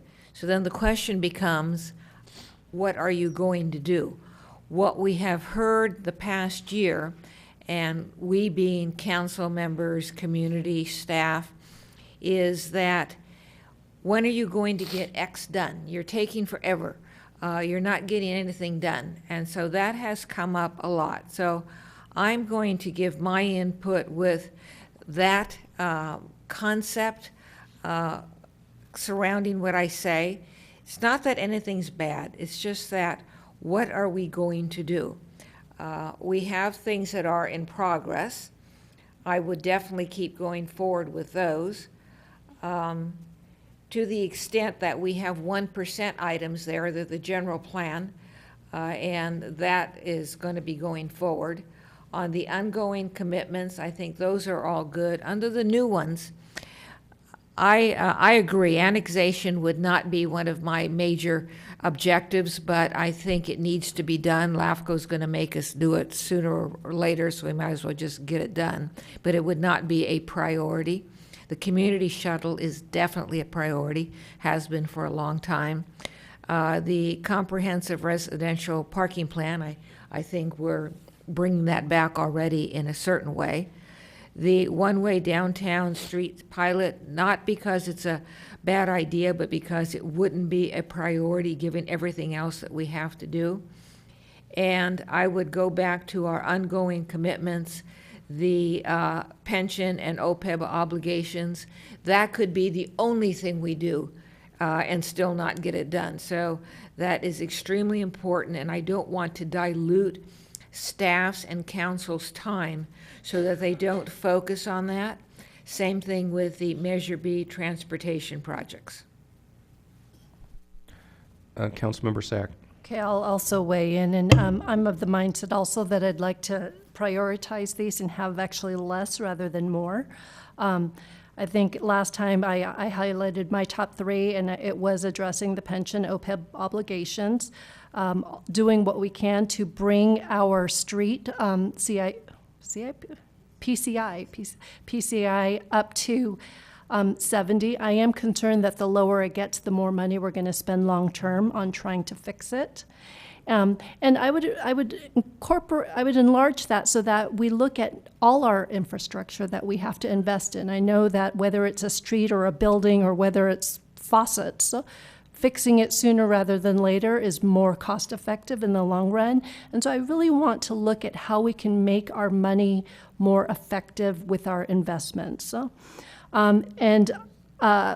When I look at Measure B, I look at community shuttle, Measure B, bicycle pedestrian improvements, all of that in terms of circulation, and that is a high priority for me. So I would really just try to focus on those three for the year, understanding that everything on here is very important, but I would really like us to be strategic in how we use our resources financially as well as our staff resources.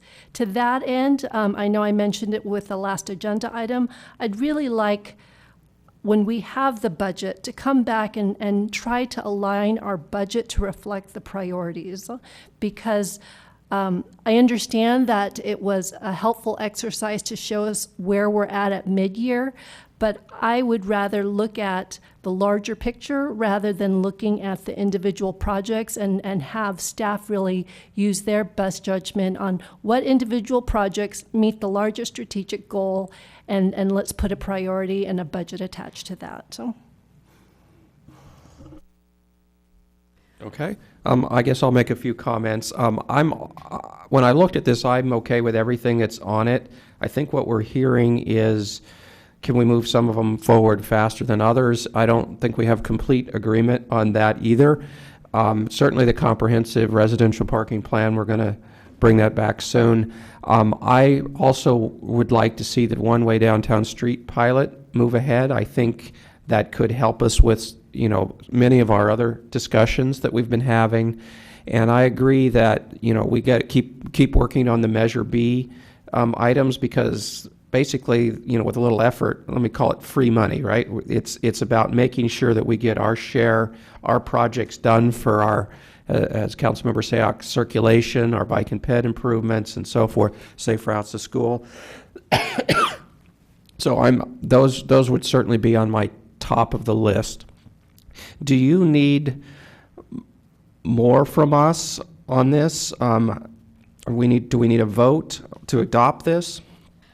Originally, we were framing this as that you would be adopting these as the strategic priorities. I think we have a lot of direction now, but I do want to point out that we have $3 million that you could identify for additional priorities as we start preparing the 18-19 budgets. Earlier this evening, we heard about $10,000 for grants for our events. We've heard, the interest, of course, in additional contributions towards our pension or OPEB trusts. But then we've also got a couple of capital projects that we're suggesting this evening. We've kind of heard mixed commentary, frankly, on the one-way streets and community shuttle. So we could put those as proposals in the budget, and then you could make your final decision with the capital budget. But we do have approximately $3 million if you would like to provide any additional budget direction. And again, to the council member's earlier point, Our budget should really reflect our priorities, and I hope that it does when, we've got it programmed for public safety, community development, community character, and quality infrastructure, and the things that we've been talking about tonight. But when we have a little increment of savings, if you do wish to see anything specific in the proposed budget that will come back to you in May, now would be a great time to give us that guidance. Councilmember Sack. So I just want to clarify with the community shuttle. I know when this was brought forward, one of the things that I was interested in looking at is a townwide TDM. And this could be one measure, one example that could help alleviate traffic and improve circulation.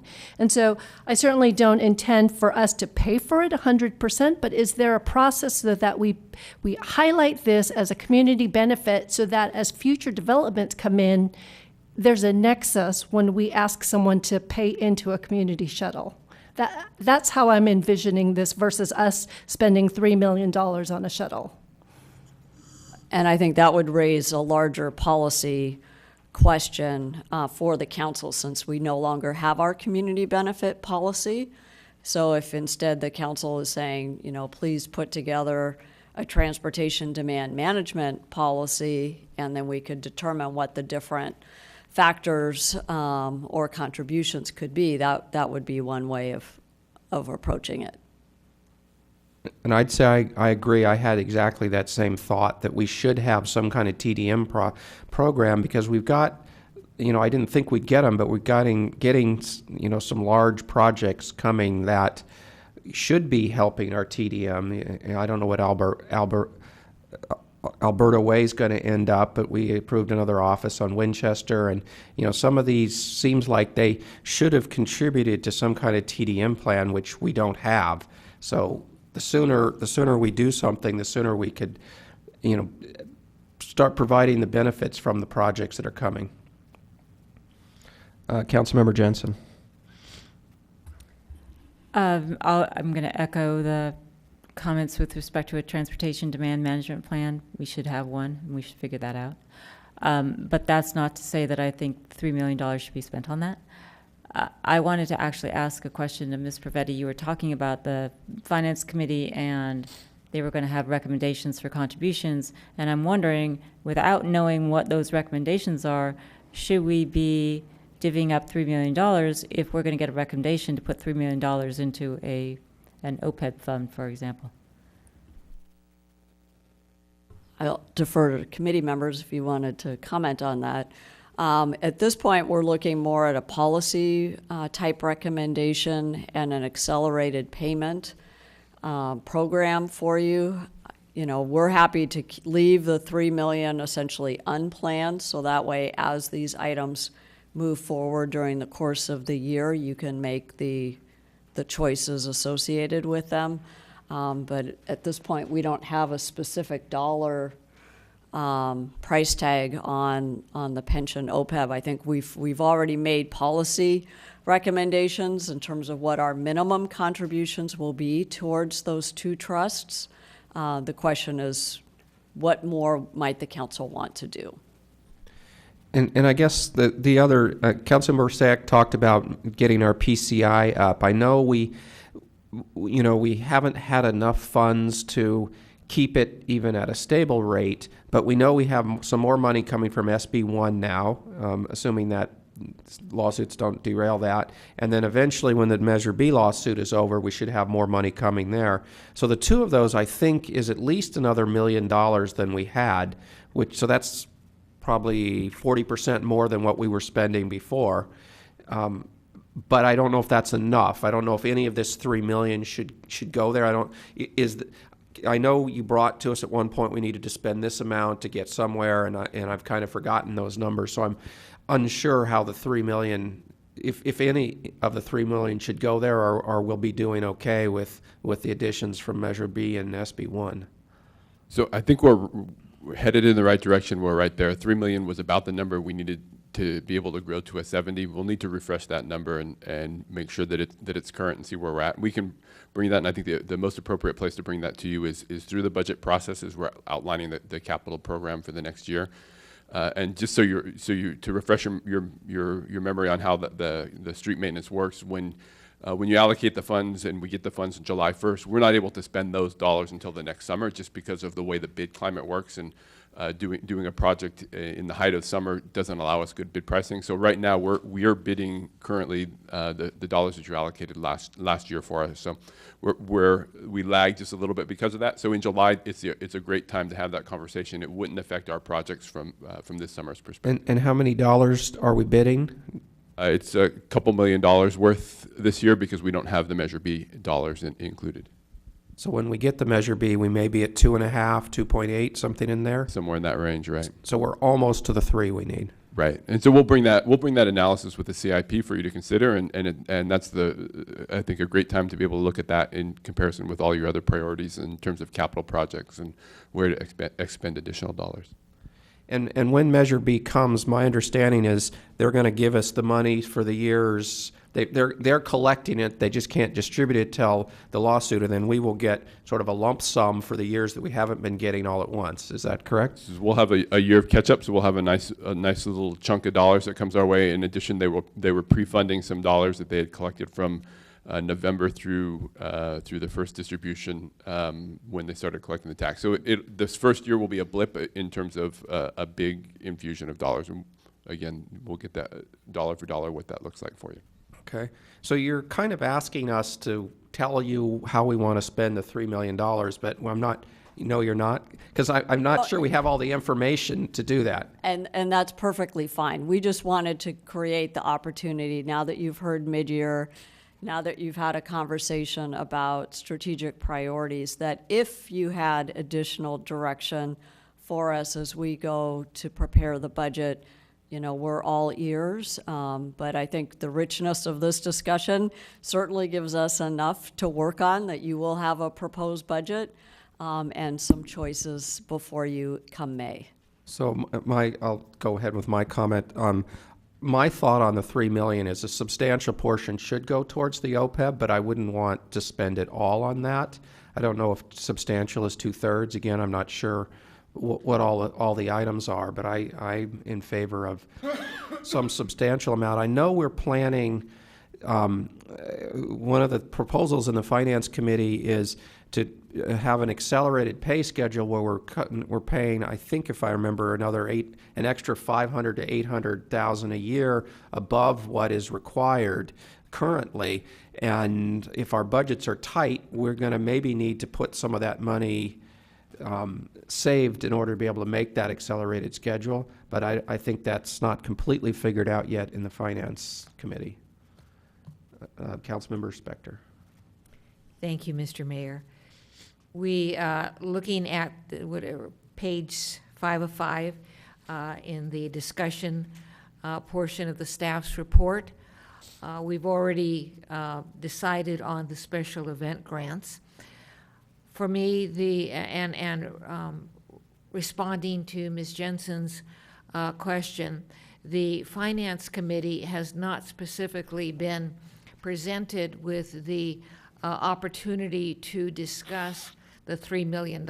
So if I were making the decisions, I would definitely have the Finance Committee look to see if it wanted to use that for pensions, for unfunded liabilities. Hearing that there are issues amongst the council members as to whether or not it should be the entire $3 million or not, the answer is I don't know.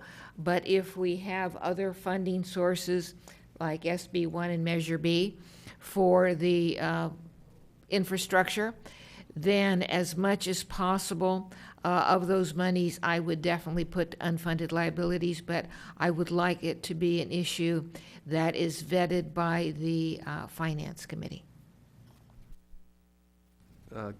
Councilmember Sack? Following that, I think that's, I'm going to look at Director Conway. I think that's the type of advice I'm looking for three, and I'm going to just use this again as an example, $3 million.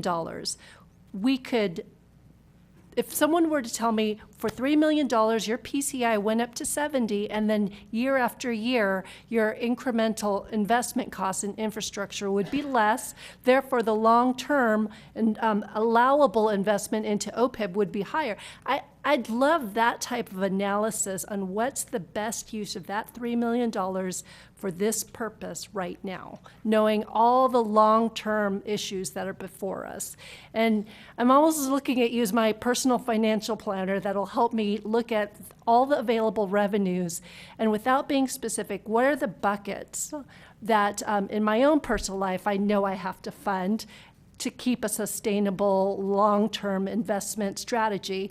I'm almost looking to our finance department and our finance committee to give me that expertise that I certainly don't have for myself. Councilmember Spector. Thank you, Mr. Mayor. Following up on that, because I think that is a good direction, a good suggestion. If that question were addressed by staff, by the Finance Committee, it should be broadened to explain to all of us, this is how much we're spending for our unfunded liabilities payments every year. This is how much of it is going toward principal. This is how much is going toward interest. And this is the ramification to our operating budget, not only this year, but for the next 10 or 20 years, because that's what we're eating into with these unfunded liability payments. We're eating into money that will be used or could be used for our day-to-day expenses. So if I were making the request and folding into Ms. Sayoc, I would broaden it to address those issues also. I think we're winding down. Do you have everything you need from us? Mm-hmm. Yes, thank you. Any further comments? So let's close this agenda item and adjourn the meeting.